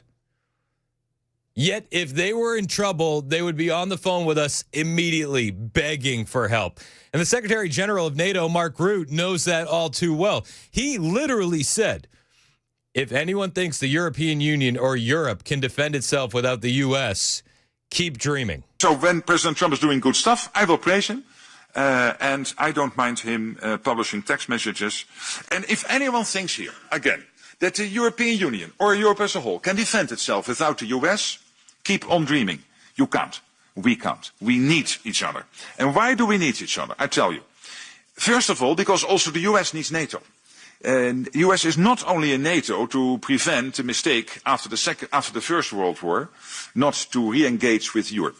And then again, the long arm of history reaching out to the US again in the Second World War, as Churchill famously said in his speech in 1941 in the US Congress. They are also in NATO because for the US to stay safe, and by the way, Arctic region is evidence here, they need a secure Arctic, they need a secure Euro-Atlantic, and they also need a secure Europe. So the US has every interest in NATO as much as Canada and the European NATO allies.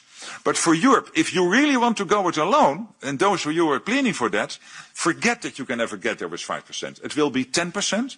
You have to build up your own nuclear capability. That costs billions and billions of euros. You will lose then, in that scenario, you would lose the ultimate guarantor of our freedom, which is the US nuclear umbrella. Good luck. Good luck. Best of luck to you on your future endeavors if you don't think the United States are needed to keep European allies safe. Best of luck.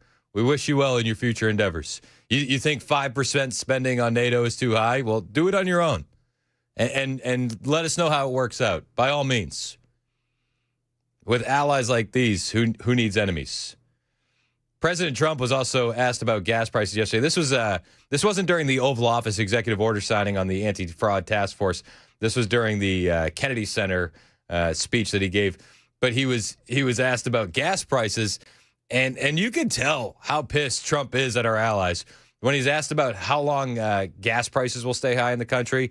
And he answers the question. And I don't know if we've ever had a president take this many questions from the press this routinely. But he goes to answer the question, and then this is how mad he is at our allies. Keir Starmer, out of nowhere, just starts catching strays. Have your advisors told you anything in terms of how long we can expect gas prices as high as they are right now? I don't need advisors to tell me that. I know what it is.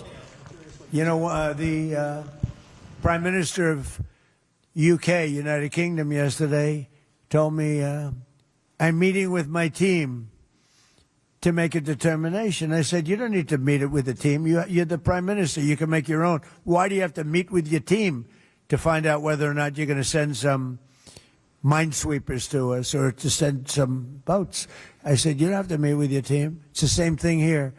I can tell you that when this is over, oil prices are going to go down very, very rapidly. So is inflation. So is everything else. I just love that Keir Starmer's catching strays. Doesn't that feel like when, like you're in your early 20s and you got a serious girlfriend and you're out with the boys and they're like, you want to go out? You want to go hit one more bar? And you're like, hey, let me check in with my girl. And they're like, what do you mean? Like, it felt like the equivalent of that. You're gonna check in? Checking in? You're checking in with your team of advisors? I thought you were the boss. I thought, I'm sorry. I thought you had this stuff handled. You're gonna check in? Oh.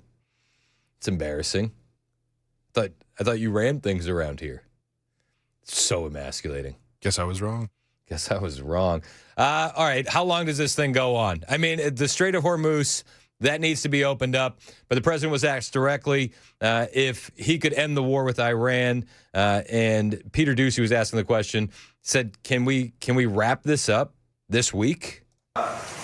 If Iran, as you said, totally obliterated, got the missiles, got the first 2 rounds of leadership, Air Force gone, Navy gone, can we wrap this war up this week? Yeah, sure. Good. Will we? I don't think so, but it'll be soon. Won't be long. And we're going to have a much safer world when it's wrapped up. Could be wrapped up this week. It could be. It probably won't be. It's going to go on a little longer. 1 week, 2 more weeks.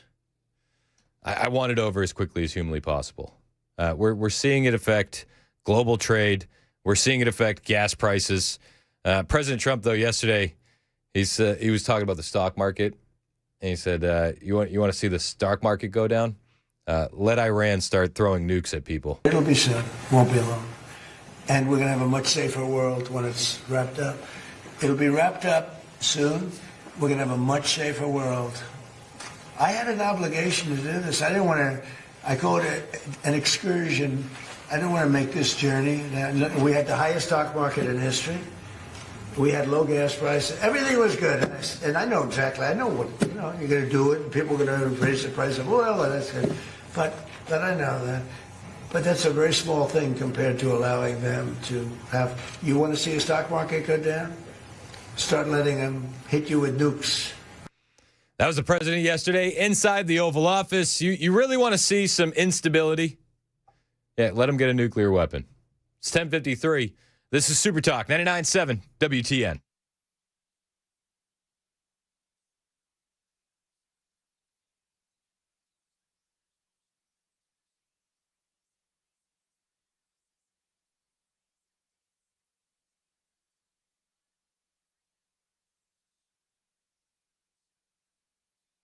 Hey, what's up? It's Chris Hand here for my friends at Zero Res Nashville. My wife and I, 4 kids, 2 dogs, and we're always looking for ways that we can make the house a bit healthier, especially this time of year. We're coming out of cold and flu season, and then we got baseball season starting, and I'll be honest with you, the carpets are getting wrecked. This is why we bring in Zero Res. What stood out to me is they don't use harsh chemicals or soaps that leave behind residue. That means the carpets are going to be clean, but they're also going to be safe for the family and for the pets, which fits right in with the whole Maha idea of keeping our homes healthier.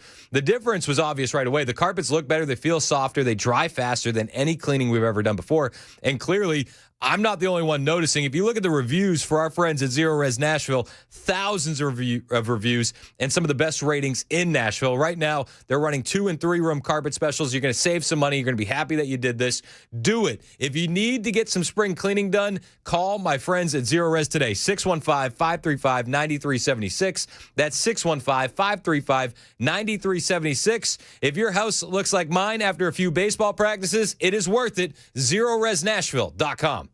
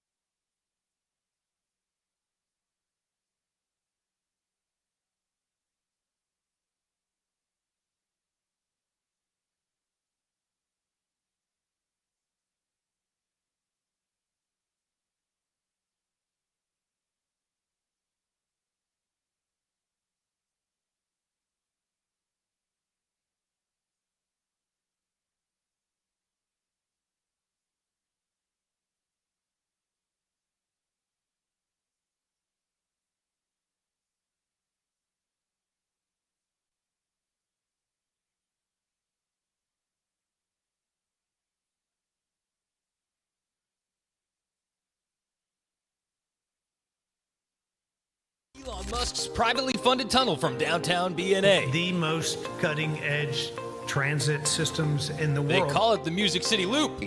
We call it the BNA hole.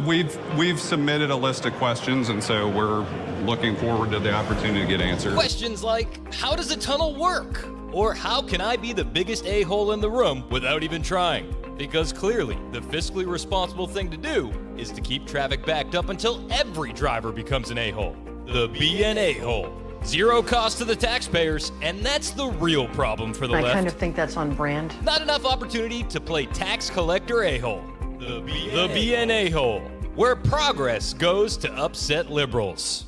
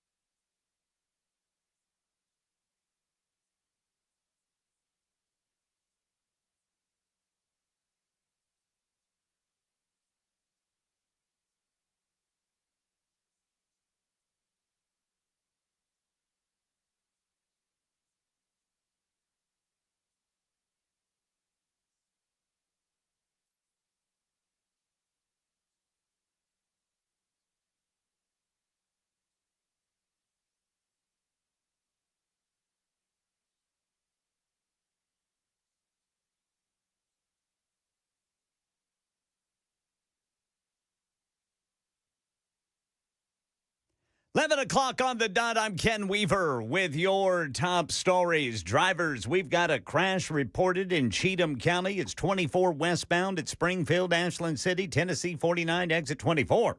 And in Pegram, a rolling roadblock, 40 westbound past McCrory Lane, fixing potholes. And over here on the South Loop, we've got a crash, 40 eastbound at 4th Avenue, exit 210C, going eastbound. Full forecast in 5 minutes. Operation Epic Fury update. The top counterterrorism official in the country stepping down, citing the president's decision to go to war with Iran. In his stinging resignation letter, Joe Kent alleges President Trump has been deceived by an echo chamber of Israeli officials and what Kent calls influential members of the American media. Kent says those voices convinced the president that Iran posed an imminent threat to the U.S. and that the path to swift victory was clear. This was a lie, Kent writes, comparing it to the decision to go into Iraq more than 2 decades ago. The outgoing head of the National Counterterrorism Center says Trump can now reverse course or, quote, allow us to slip further toward decline and chaos. Stephen Portnoy, ABC News, Washington. Patrick Reeville is covering the operation's focus on Hezbollah. There are reports this morning of another tanker struck by a projectile off the coast of Oman. Only minor damage reported, but we're also watching this escalation in the other major front of this war in Lebanon, where already over 1 million people have now reportedly been displaced by Israel's attacks against Hezbollah. Already 900 people killed there, and Israel saying that it's going to launch a larger ground operation into Lebanon. Tennessee U.S. Senator and Republican gubernatorial hopeful Marsha Blackburn will be on WTN's Matt Murphy show this afternoon. She just told Fox News the ongoing filibuster of Department of Homeland Security funding's turning into a political liability for Democrats. They would rather protect people illegally in the country than protect U.S. citizens. This is a dangerous game. For now, Congress has had an impasse. Democrats objecting to funding the Department of Homeland Security, they say, due to immigration enforcement tactics. House Minority Leader Hakeem Jeffries has encouraged Democrats to get behind a petition to fund the Department of Homeland Security except for ICE, but it is unclear if that'll get enough signatures. By the way, Senator Blackburn will be on with WTN's Matt Murphy show today at 3:45. And over at the State House, 3 of 8 bills dealing with illegal immigration have passed Tennessee's House, and they're headed to the Senate for approval. State Rep Scott Sapicki telling Nashville's Morning News about the bill he introduced to stop rogue companies from doing business in the state. An organization, a business, a 501c3, provided any type of support to an individual or an entity that is deemed by the State Department to be a terrorist organization, those businesses or those 501c3s will be prohibited from getting their licenses in Tennessee to do business. So the 3 bills headed to the Senate require proof of immigration status at schools, deporting illegals who are in the state illegally, and requiring government workers to get verified before accepting employment in Tennessee. That's the latest news. Weather's next. I'm Ken Weaver, WTN News.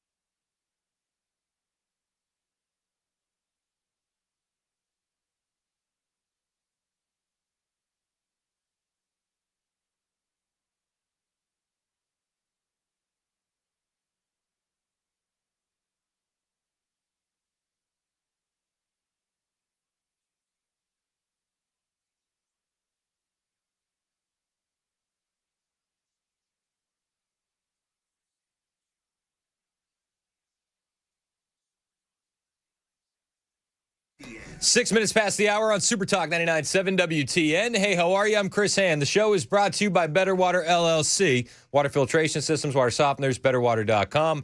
You can listen to us on iHeart, TuneIn, the FM dial, and you can watch us on Super Talk TV, Facebook, Twitter, Twitch, YouTube, and Rumble. Joined in studio by the Senior Director for not only Turning Point USA, but Turning Point Action.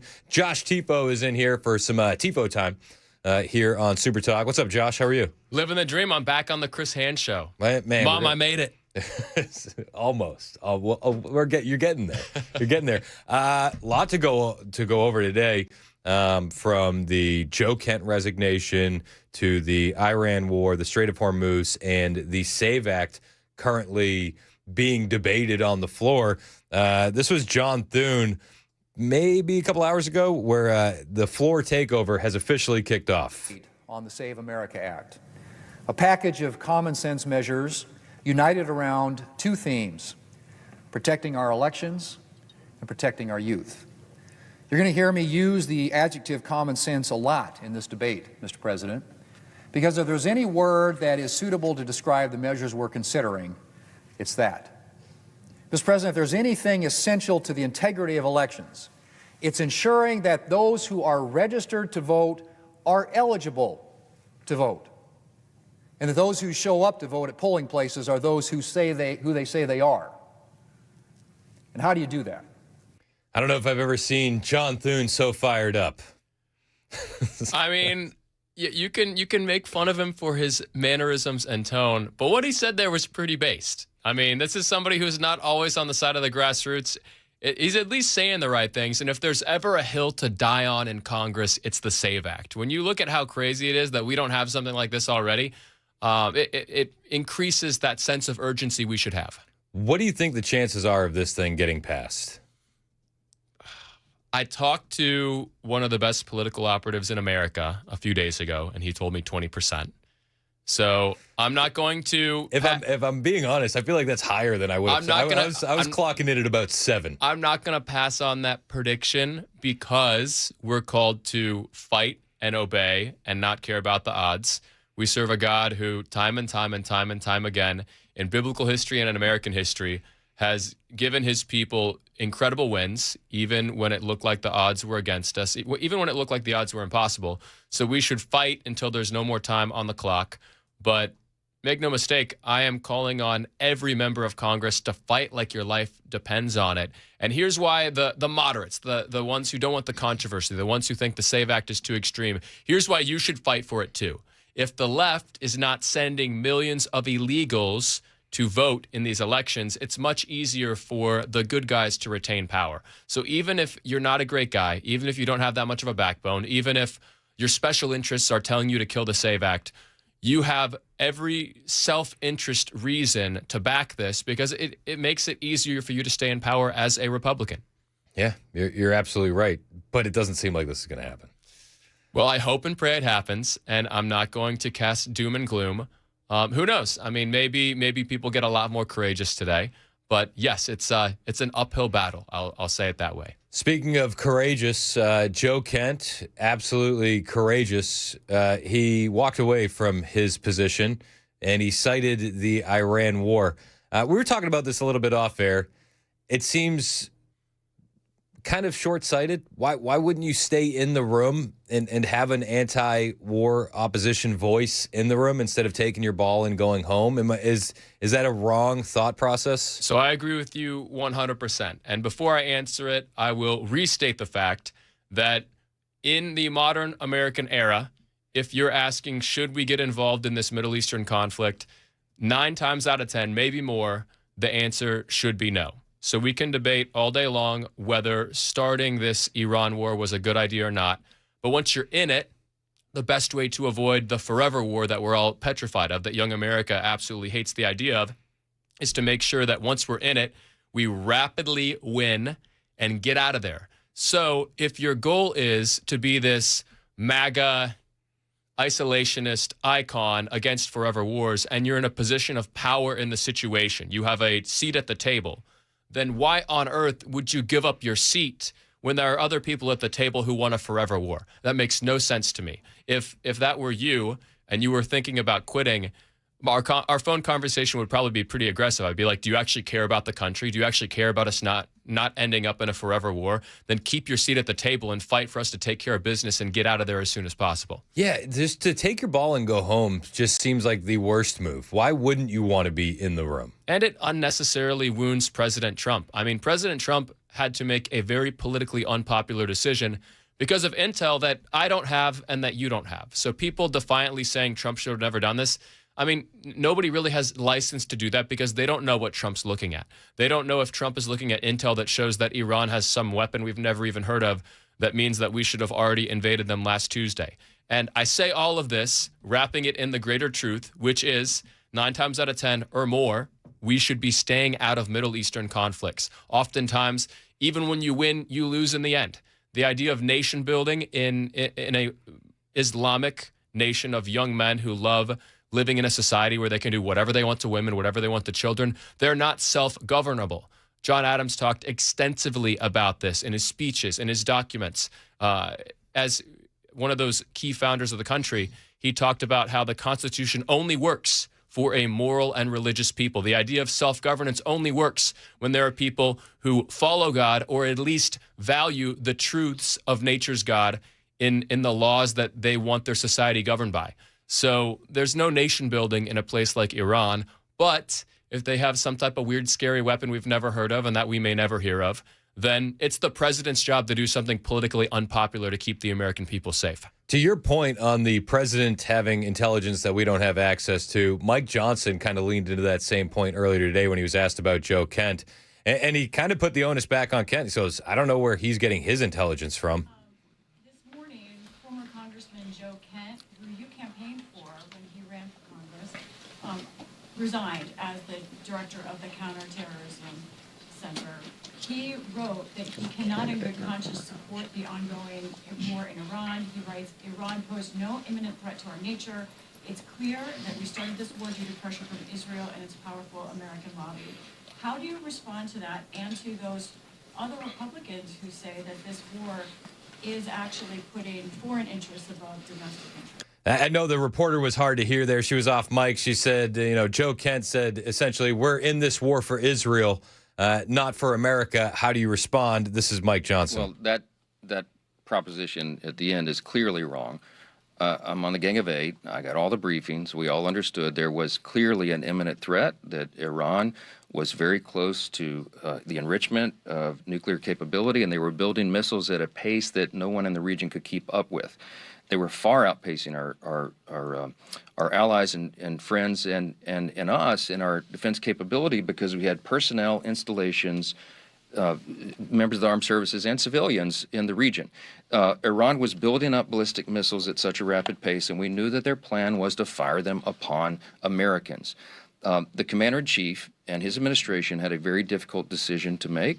I don't know where Joe Kent is getting his information, but he wasn't in those briefings, clearly, because the Secretary of State, the Secretary of War, and everyone, the Joint Chiefs of Staff, General Kane, they had exquisite intelligence, and we understood that this was a serious moment for us. Had the president waited, I am personally convinced that we would have mass casualties of Americans, service members and others, and our installations would have been dramatically damaged. I mean, that's an important point to just relay out. It's not that they were going to hit the continental United States. It's that our soldiers were in the line of fire. And you look at the Iran situation, and a great picture would be a hornet's nest. Do you ever want to kick a hornet's nest? Do you ever want to mess with a hornet's nest? Probably not. But sometimes the problem gets bad enough that you have to take care of it. If there's a hornet's nest all the way in the woods behind my house, then I should probably leave it alone. But if the situation escalates enough that my kids are getting stung, then I'm going to have to find where that is, and I'm going to have to take care of it. There's a reason why Charlie over and over and over and over again, publicly and privately, fought for us to not get involved in Iran. It is a no-win situation in the end. You're dealing with a lot of evil people who love fundamentalist Islam. So even if you win, it's easy to win and still end up losing. You can't nation build in a place like that. But if it gets bad enough as president of the United States, you've got to have the guts to make a politically disadvantageous decision. And only God knows what would have happened. You could have had a Pearl Harbor moment where we let it go, we let it go, we let it go. And then we wake up in the morning and we turn on Fox News and we see that 873 Americans are dead at a base because they launched a missile that was untrackable, had some type of tech from another country that we could not shut down, or God forbid, there was something nuclear that they were able to pull off. I mean, it's getting easier and easier, especially in the age of AI, to create advanced weaponry rather easily. We see this a lot with their drone technology. Iran has a lot of fairly cheap mass-produced drones. We saw this in the Russia-Ukraine conflict. This is what the future of warfare looks like. And the asymmetries are actually very shocking. And this shows how the bloated defense industry actually puts us at a tremendous disadvantage in these geopolitical conflicts. Let's say that you have a terrorist group and they are creating these DIY drones with explosives strapped to them, and they're costing the Islamic regime $800, $900. I'm not talking about the Iran situation. I'm talking about kind of our fight with other terror groups around the globe over the last decade. And they are sending these self-destroying bomb drones that cost $800 or $900 from pieces they buy from China and put together. And then we are spending $200,000, $300,000 to fire a missile at their $800 drone. Do the math. If you're doing that hundreds, thousands of times, we are just bleeding capital, and they should just be sending the drones at us to deplete our resources because we're spending $250,000 every time that they spend $800. The math doesn't work. And that's why I'm glad that Palmer Luckey and Elon Musk and these titans of the tech industry are getting more involved in our defense and figuring out how to optimize these processes.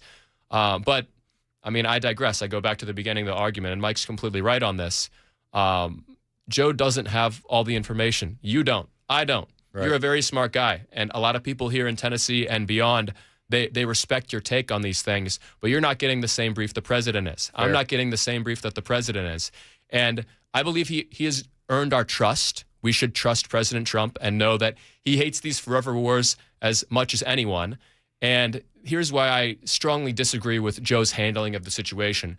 If you are vehemently against forever wars like you, like me, if you hold our worldview, which he seems to do, then what's the correct action? Stay and fight. If your complaint is that there are people with a seat at the table who want a forever war, then why on earth would you leave the table? Honestly, it's like it's mind-blowing. So everybody's going to champion Joe Kent as a hero, up to and including the liberal media today, who has spent years calling him a racist and a fascist and all the other names under the book. They're going to champion him today.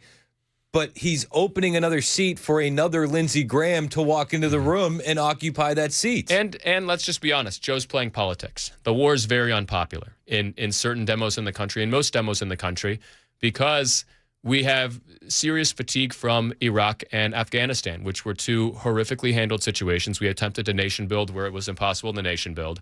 And in Afghanistan, we left in such a way that we just donated tens of billions of dollars of top-tier military equipment to the most evil people in the world. And they didn't keep it all in Afghanistan. They sold it to the highest bidder. The bad actors in virtually every continent now are armed with the best of the best due to the Afghanistan withdrawal and us leaving all the equipment like we did. The Afghanistan withdrawal was so bad that one of my friends heard about how many of the Afghanistan interpreters who had deals to come back to America when we left because they did so much to help the Allied forces there over years.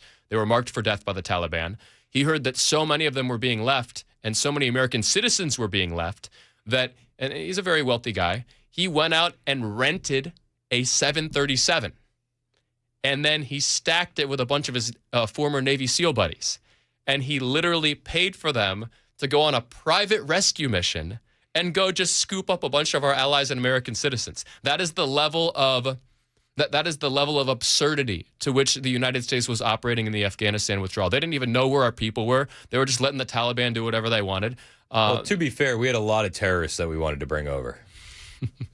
Well, Joe Biden and the State Department were already very distracted because they were trying to cram as many illegals in as they could through the southern border. They were too busy secretly negotiating the release of all Nicaraguan prisoners into the caravan so that they could enter through Mexico and end up working in America and collecting benefits in America. But I digress.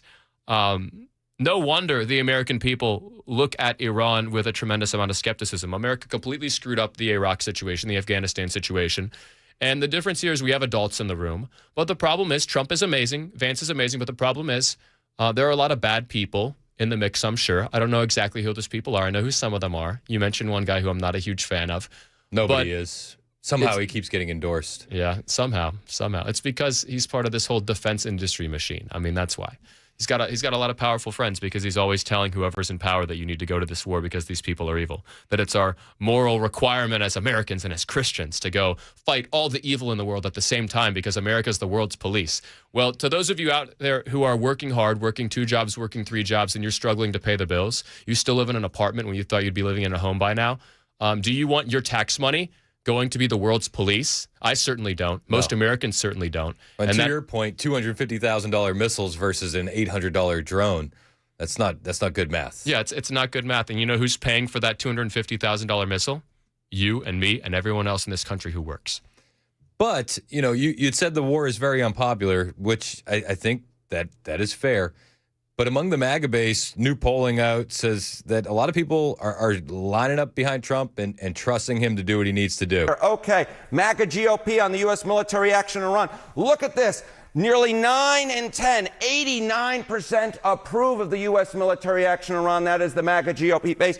Just 9% disapprove of it. This is tremendously popular among the Republican base. And of course, Marco Rubio, Secretary of State, overseeing the effort. It seems to me that a lot of people are taking that into account, including President Donald Trump, who has been smiling an awful lot at Marco Rubio. Yeah, he's cheesing. I want to know what poll that is, because the most recent polling I saw the highest was 50 overall for the country. The lowest I saw was 29% from Reuters. This is the average of a CNN and NBC and Gabe Fleischer Wake Up to Politics poll. It was they probably define MAGA base as like hyper MAGA people like me and you, people who back the president in most things. I mean, like I didn't want to get into this war, but I'm with you. Now that we're here, I do appreciate the no tiptoeing around approach. I appreciate the kicking their teeth down their throat approach, because I think that's the quickest way to get through it. We're not going to skirt around the outsides. Like, we have to go through.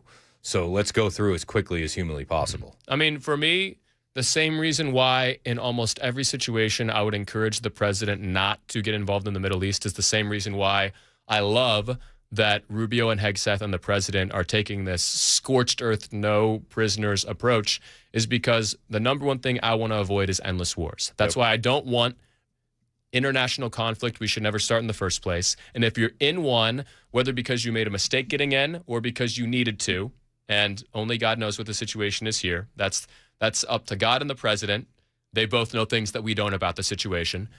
The best way to avoid a forever war is through. So I look at some of the recent wins. We took out their head of security. We took out their head of militia. That happened, in the last few hours? Yep. So those are tremendous accomplishments. We need to take out enough infrastructure that they can't hold this straight hostage. I think that'll be great for the overall oil situation. If we play this right diplomatically, and it's very tricky. It's like walking a tightrope in a hurricane, but it's possible. There's a way that we could ice out Russia and get functionally closer to China, at least economically, at least to the point where there's less conflict because of the Chinese needs for oil.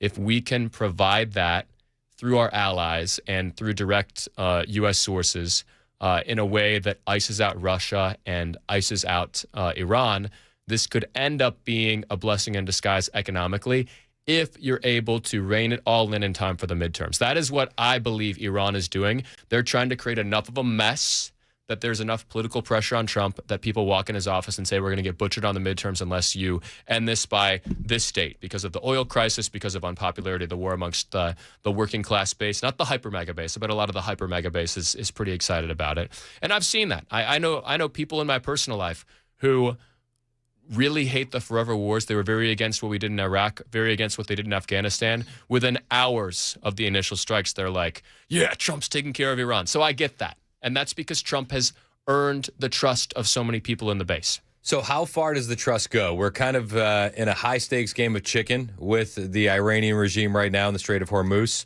How many weeks left until you go, okay, this is dragging on too long? I would argue that a lot of people already feel like we've hit that point. And again, the only way out is through. There are a lot of Americans who would tell you that the fact that the war is still going on today is a big problem. And I understand that. I mean, there were people in the admin who telling media they thought it was going to be a 2-3 day war, and then that it was going to be a week war. Then it was going to be 2-3 weeks. And obviously that has not happened.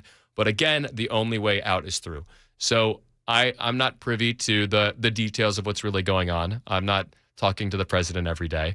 But I know that he has every reason in the world, ideologically and politically, to take care of this problem as soon as possible. That pressure needs to be kept on Trump by the base, that we do not want a forever war and that we want this to be handled as quickly as possible. But another big problem is just the timeline of how all this played out. I mean, you look at how many people did the regime slaughter who stood up and rioted in the streets, like 40,000. So a lot of the best people who would be leading the fight against the regime internally are dead, which then silences a lot of the other people who would potentially want to fight. So the fact that that played out the way that it did, and the fact that Iran so brutally and quickly and mercilessly handled that, actually puts them in a more secure position, because internally a lot of the people we'd be relying on to overthrow from within, while we're hitting them with this constant barrage of airstrikes, they mowed down. I mean, that's the reality. That's the reason why we're still even fighting today. A lot more to talk about on the Iran topic, as well as the SAVE Act. We'll open up the phone lines for you if you got any questions for Josh, Senior Director for Turning Point USA and Turning Point Action. We'll be back in moments for more of this conversation. Right now, I got to tell you about my friends at USS, United Structural Systems. Every homeowner knows this. I don't need to tell you this if you own a home. But when your foundation is compromised, nothing else is going to feel right. A couple weeks ago, we had the severe weather coming in from Winter Storm Fern, and you might have noticed some weaknesses in the foundation and the waterproofing then. Maybe this most recent rainstorm over the weekend, you really started to see that water getting into the basement, getting into the crawl space. It's time to fix it. If you ignore it, it's going to lead to worse problems. We're talking about mold in your crawl space. That water is going to stay there. It's going to weaken the foundation. You're going to get some wood rot. Don't do that. Call the guys that have been doing this work since 1994. USS has helped thousands of Tennessee families repair and protect their foundations after storms. They focus on doing the job right the first time, so that way you can feel confident in your home again. USS is a company that's going to show up and step up every single time. If you notice cracks, moisture, or shifting after severe weather, don't wait. Call USS 615-488-7855, 615-488-7855, or find them online, USSTN.com.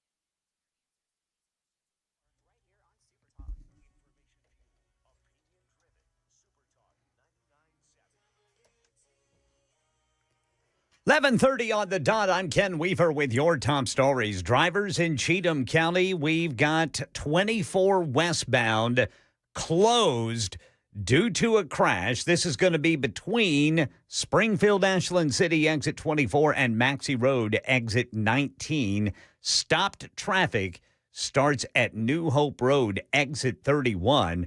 This is a 43-minute delay right now, 24 westbound through Cheatham County. Operation Epic Fury update. Joe Kent, who held the position as the U.S. top counterterrorism official, is resigning because he doesn't agree with the Trump administration's war in Iran. We get more from ABC's Luis Martinez. This is a senior U.S. counterterrorism official, a top intelligence official in the administration, and he has been a very strong supporter of President Trump for quite some time. He's former Green Beret, former CIA. His wife actually was killed in a terror attack in Manbij, Syria, 8 years ago. And so he heads the organization that would determine whether there is a terrorist threat to the United States. In his resignation letter, Kent alleges President Trump has been deceived by an echo chamber of Israeli officials and what Kent calls influential members of the American media that Iran posed an imminent threat to the U.S. and that the path to swift victory was clear.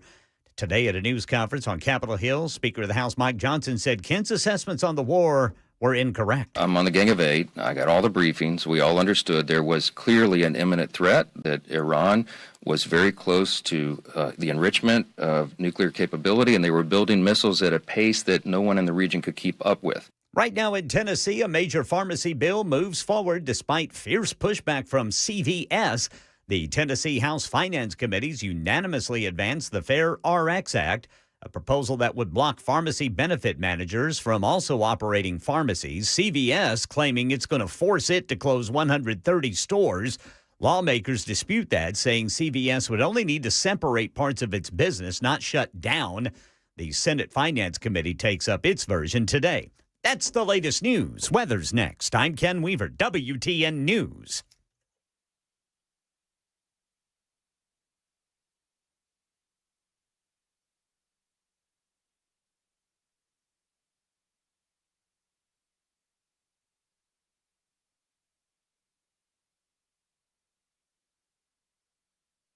Hey, what's up? It's Chris Hand here for my friends at the Glock store, and I got to tell you about the new training that you can only get in the Shoot 270 indoor ranges, the Force on Force simunition exercise.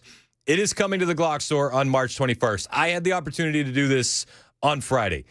I have to tell you, it is the coolest training that you will ever have the opportunity to do, and it is only at the Glock store. You are thrust into a situation that is unique to you. So my situation was home invasion. And they say, okay, go in, and you can only fire at the guy with the firearm. I'm like, okay, full disclosure, in real life, I'm coming in blasting. They're like, we get it. But the point of this exercise is to make sure that you use deadly force when it's necessary and not get yourself in trouble. You don't want to get sued. So I was like, okay, cool.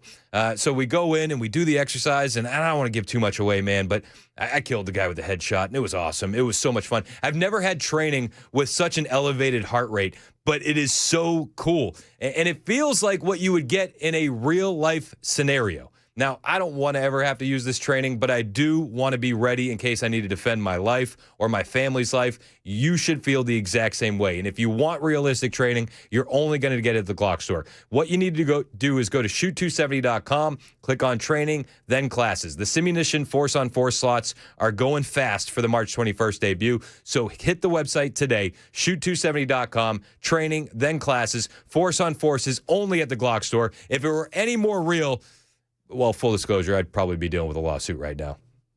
Don't deal with a lawsuit. Do the training. Shoot270.com.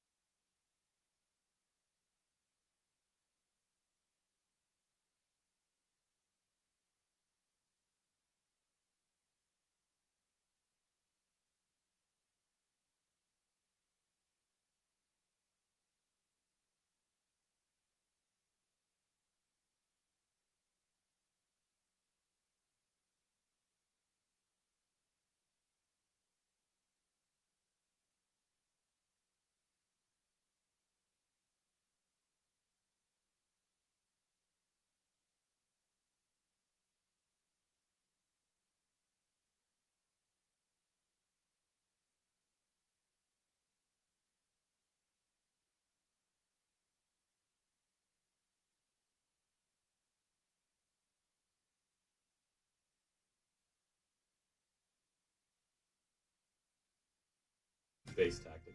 37 minutes past the hour. Super Talk 99.7 WTN. Hey, how are you? I'm Chris Hand. Show's brought to you by Better Water LLC, water filtration systems, water softeners, betterwater.com. We were talking a little bit about fraud off the air.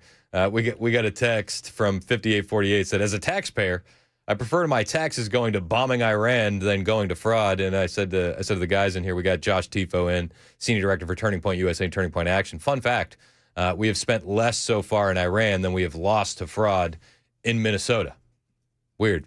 Yep, it's a weird world, and I bet California's even higher than Minnesota. Oh, my gosh. It's tip of the iceberg. And even the fraud in Minnesota, with they're estimating $19 billion, the administration is. I feel like that's got to be low. If we're not locking up all kinds of people over this, the base will not be satisfied. I won't be satisfied. No. If we win everything and we appoint our people to the DOJ and appoint our people to the FBI, we have Trump as president, we have Vance as vice president, we uncover tens of billions of dollars of fraud, and there aren't big people going to jail, the base will be mad. I'll be mad. This is one of those things where it feels like it's within reach, and the administration could make some moves on it today, and a lot of the base would be very, very happy. Why does it seem like it's taking so long to go after these fraudsters when you get guys like Nick Shirley, who seems like you give that kid an afternoon and an iPhone on a selfie stick, and he can expose hundreds of millions of dollars in fraud? And why is Nick and so many people like him, why are they so effective? Why has James O'Keefe been so effective over the years? There's no red tape. I mean, thank God we get Kash Patel at the head of the FBI, a true patriot. He has the hardest job in the world. He's got to deal with this infrastructure of people who are a mix of amazing rank-and-file agents who are patriots, probably some people at the D.C. level who are patriots, and then a bunch of snakes in the grass who are working against him every day. He's spending so much of his time and his energy figuring out who he can trust, figuring out who to empower, and the raw operation, it slows to a halt when you're dealing with bad people and figuring out who you can work through and who you can't, what's true and what's not. And that's why Nick is so effective. That's why James is so effective. You just give him a camera. There's no red tape. There's no bureaucracy. There's no reports. It's just go find out the truth. Isn't it so amazing how all of these big stories outside of Iran, but a lot of the big stories intermingle so much right now? When you talk about the fraud, you had Democrat leadership look the other way because they didn't want to piss off a voter base that they imported. When you talk about the Save America Act, the Democrats are fighting, kicking and screaming because they want illegal aliens to vote. When you talk about DHS funding, DHS is going unfunded right now because of the threat of ICE at polling places, however real or fabricated that may be. But it's like, guys, I thought illegal aliens weren't voting. It's like all of these stories seem to have a common thread, and it's political elites putting illegal aliens and prioritizing them above American citizens. 100%. And that's because one of the most effective strategies the Democrats have left, because their ideas suck and most Americans don't like them, is to bring as many illegal aliens into the country as possible and then tell them that Trump hates them and provide them with everything that they need to vote, oftentimes illegally give them cash in order to vote, gift cards in order to vote, whatever it may be. This is a hill they have to die on. Do you think that they want to have to politically message that it's evil for the government to make sure that illegals are not voting at polling places? That is a tough position to defend to everyday working class Americans. It's a hill, not that they want to die on, it's a hill they must die on. Because if illegals don't vote, there is no way that Democrats compete nationally. It makes me think of the broader multi-year strategy for Turning Point Action. Do you know why we are hyper-focused on New Hampshire, Nevada, and Arizona over the next 3 years? First, we're hyper-focused on those states because of important state races, the Nevada governor's race, the Arizona governor's race, the New Hampshire Senate race, and also several House races. But secondarily, we're hyper-focused on those 3 states because it is the most likely pathway for conservatives to win the White House in 2028. The bad guys could execute their Machiavellian plan. They could rebuild the blue wall. They could win Wisconsin. They could win Michigan. They could win Pennsylvania. And if we hold the South, which is looking very strong, and we pull that 3-state path, we win Arizona, we win Nevada, and we win New Hampshire, then they lose. They lose by 2 votes, which would be very embarrassing for them. They accomplish their big goal. They rebuild the blue wall. They still lose. And if we win in 28, we control the census process in 2030. And we're able to aggressively ensure that illegals are no longer counted in our census. You lose maybe 12 to 15 electoral votes from California, New York, and Illinois. And all of a sudden, the map is a nightmare. The left has to win almost every battleground state in 2032 and beyond in order to compete nationally. So what will happen the week after we win in 2028? They will jettison the most controversial issues. They're going to magically stop talking about the trans stuff. They're going to magically stop celebrating abortion. They will be kind of a centrist, why can't we all meet in the middle? But by the way, the AI elites run everything, so we need a universal basic income. They'll try to co-opt all the fake, weak Christians who say that we just need to be nice to everyone and you shouldn't have to work hard in America. And they will completely transform as a party. They'll transform as a party in a matter of weeks because they have to.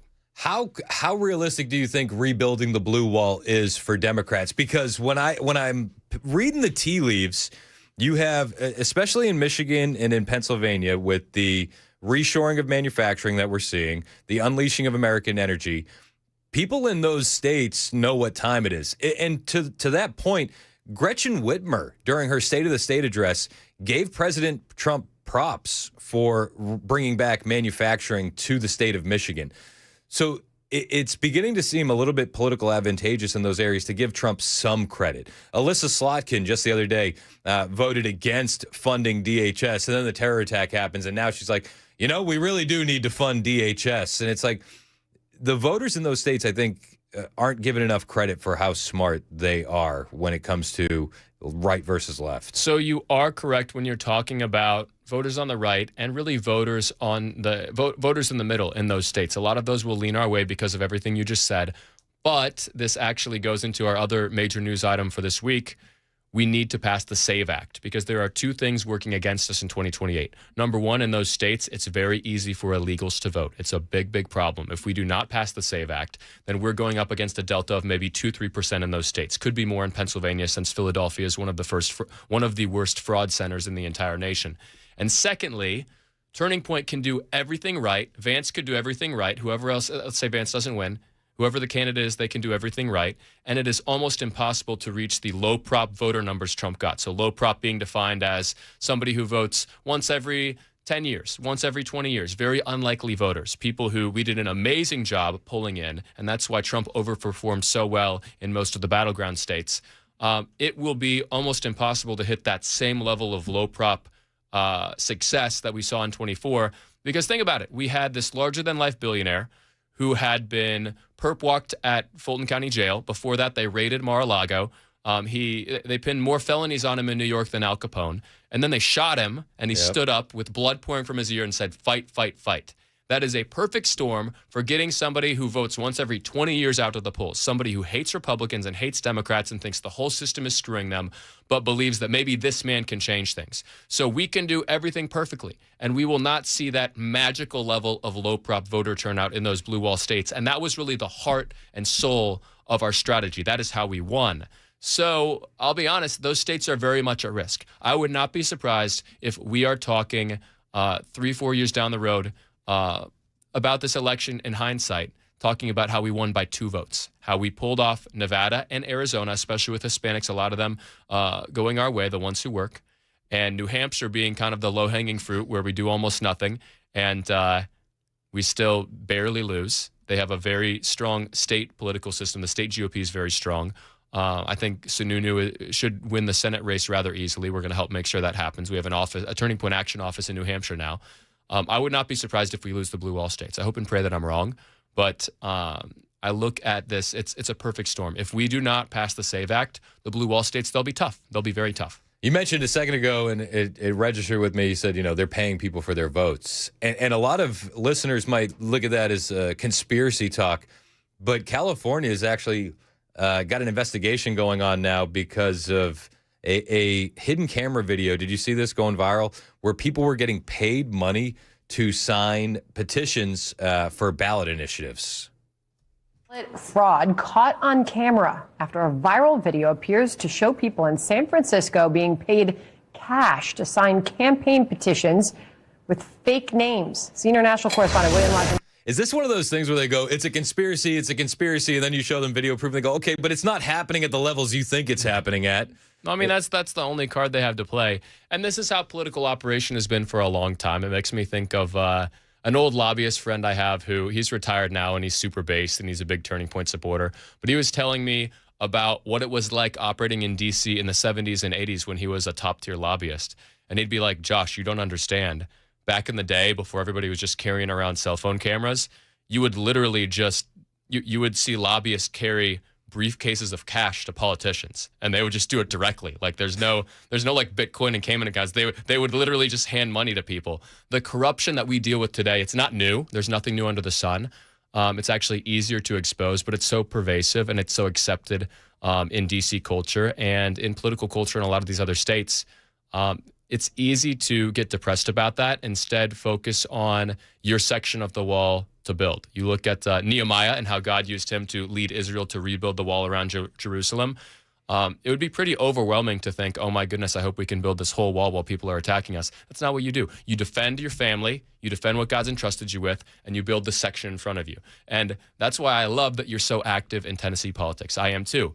Our job is to build the wall in front of us. And yes, there's lots of things that we do in national politics. Yes, I was very active in the 2024 Chase the Vote operation with Charlie, with Tyler Boyer, which was one of the most consequential outside political group projects really in modern American history. It won Trump the White House, I would argue. Yep, I agree. But our foremost calling politically is to build the wall in front of us and make sure that we have amazing people like Marsha Blackburn serving as governor, making sure that we have very conservative members of Congress going to D.C. from Tennessee, making sure that we can do everything we can to root out the corruption, which is really very pervasive in state politics in Tennessee. And one of the reasons for that is the supermajority. Because we've hit Republican supermajority, what do you do if you're a corrupt lobbyist? You just try to buy leaders in the Republican establishment. And I have to navigate all that. There are some very good actors. There are some very bad actors. There are a lot who are bought and paid for. And that is why in Tennessee, we oftentimes don't get political outcomes that match the level of conservativeness that you see from everyday Tennesseans. And that's changing. And I'll tell you what would change a lot based on what I see from the inside. And I deal with a lot of this stuff behind the scenes.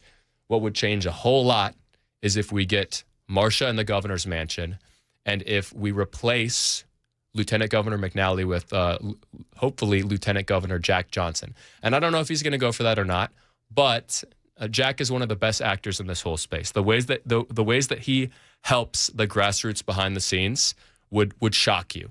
What would you say to the voters out there that aren't sold on Marsha Blackburn yet? I mean, there's a lot of people in this audience, and this audience is hyper paying attention, and they still haven't forgiven her about the certifying the election of 2020. And there's a lot of people in the audience that doesn't want Marsha in because of that. What's your message to those Tennesseans? So my advice would be you have to analyze the totality of her work. And this is fundamentally why I have endorsed Marsha Blackburn instead of Monty Fritz, who a lot of people I know really respect, and they tell me that he's this amazing man and stands for a lot of great things. It really comes down to trust. So think of it like how you would analyze an NFL quarterback. So when Marsha did what she did right around January 6th and then also issued that statement with Bill Hagerty, that was a rough game. So leading up to that, she had a lot of very strong votes in the Senate, was rock solid, one of the most conservative senators in the country in those first few years she was in. And she had a bad game. So game 5 of the NFL season, she threw 4 picks. It was rough. She got booed. It was not good. By game 6, she was back to being a star. She was one of the first major U.S. senators to aggressively defend him. She vehemently, publicly defended him in all of those hearings where they tried to, what's the word? What am I looking for? The lawfare? Not the lawfare. The impeachment? Impeachment. In the impeachment hearings, she was one of his chief defenders in the impeachment hearings, and that was weeks after. So, yeah, she had a rough game 5. But by game 6, she was a star. And from that point all the way up until now, she's been a star. She was a star from week 17, from week 6 all the way to week 17, week 18. And that's why Trump loved her. That's why she wasn't on the short list, but she was kind of in the mix as a potential VP candidate. So if the core reason why we shouldn't trust Marsha is that she betrayed Trump, why on earth does Trump love her so much? It's because she's helped Trump with so many things over the years. And here's where he really began to trust her at this level. From what I see on the inside, most of these major politicians cut and run on Trump in 2023, and it was rough. there were a lot of big donors who were saying, if you do any event with Donald Trump again, we're never going to support Turning Point ever again. John Thune was literally on TV saying, well, I'm hoping that we get other candidates. Yeah. So Marcia was actually bolder and more MAGA than most of the rest of the senators in 23. So the reason why Trump loves her so much, and honestly why I do, and why I trust her more than anyone else, is because, Game 5 of the season was rough. What she did right around J6 was not great. She made up for it the next game, but she was a superstar in week 12 when almost everyone else cut and run on Trump, and she didn't. And that is why the MAGA base should love her. That's why I love her. And really it comes down to trust. Because the things Marcia says she wants to do in Tennessee are amazing. The things Monty says he wants to do in Tennessee are amazing. And I have to make a judgment call. Who do I trust more? And Monty's done a lot of great things throughout his career, and Marcia's honestly done more. I will take the weight of all of her good games and say that that matters more than the one bad game she played. Should we get a debate? What do you think? And is it politically advantageous for her to do a debate? I think because while this audience pays a lot of attention, a lot of Tennessee just sees her as the clear-cut favorite and the conservative choice. I think it'd be very interesting. I don't know how both camps would feel about that. My assumption would be that Monty would push for it, and my assumption would be that a lot of people around Marcia would advise her not to do it politically since she already has such a big lead. But I will say there's an event coming up May 5th. We'll announce it soon. The evening of May 5th at UT Knoxville, we're going to do a huge Turning Point tour stop featuring me, Riley Gaines, and Senator Blackburn, and we're going to be doing tons of open Q&A. So it's a good opportunity to just ask her directly. Yeah, if you want to come out and you want to ask her anything, I mean, that's one complaint I get a lot, and this is the issue. So Marcia really values her family. She loves spending time with her family. Obviously, she's a senator, so that's going to take up a lot of her time. But between being a very active, hands-on senator and trying to save some time to be with her family, which she really values, there's not an enormous amount of time for everything else. So the one criticism I get a lot about her is that she's not out on the campaign trail enough, meeting enough people, and she does those events, but I mean, she's a sitting U.S. senator who's very hands-on, who Trump is really leaning on and relying on for the SAVE Act and for a lot of other similar things. She just doesn't have as much bandwidth to go hang out with all of us. Like, that's just the reality. I mean, we're pretty good friends, and, like, we don't talk every day. She's got a lot going on. We talk when there's something important we need to discuss. So I understand that. But coming up evening of May 5th at UT Knoxville, we're doing a huge rally with me, Riley Gaines, and Senator Blackburn, and we're structuring it so most of it is going to be open Q&A. So, anything you want to ask her, I'd say come out to that event. Well, that'd be a good opportunity. Josh Tifo, how can we keep up with you online? So everything, all sites, it's at Josh Tifo, T-H-I-F-A-U-L-T, at Josh Tifo, T-H-I-F-A-U-L-T. And just something I want to say quickly about you, Chris. I appreciate your integrity. I appreciate that you're a man of God. You're one of the best radio hosts I've ever worked with around the country. And I mean, you especially, I look at the credibility and respect you've built up at your age. I mean, you will be one of the big national stars of radio a lot sooner than people think. I have a lot of respect for you. Well, I appreciate that. Josh Tifo, feel the same way about you, man. Listen, if you need health insurance, this is really why you're here. You need to talk to my friend Shane Ring over at Cover Nash. If you think you have to wait for open enrollment to get health insurance, that's wrong. That's what the big guys want you to think. That's a myth. It's a common misconception. With Cover Nash, you can get covered today, right now, with no waiting and no gimmicks. You missed open enrollment, no problem. You lost your job coverage, that sucks, but you should talk to Shane. If you're just sick of overpriced junk insurance, you're in the right place. Cover Nash partners with over 75 top-rated insurance companies, including brand new nationwide PPO options with deductibles as low as $250, flat $50 doctor visits, ACA-compliant plans with free preventative care. Not that anybody's excited about a colonoscopy, but at least you're not paying for it. You're going to stop overpaying. You're going to stop waiting. You're going to stop thinking you're stuck. These are plans for individuals, families, small businesses. You name it, Shane Ring has a plan for you. Go to covernash.com or pick up the phone and call Shane today. 615-465-0023, 615-465-0023, or go to covernash.com.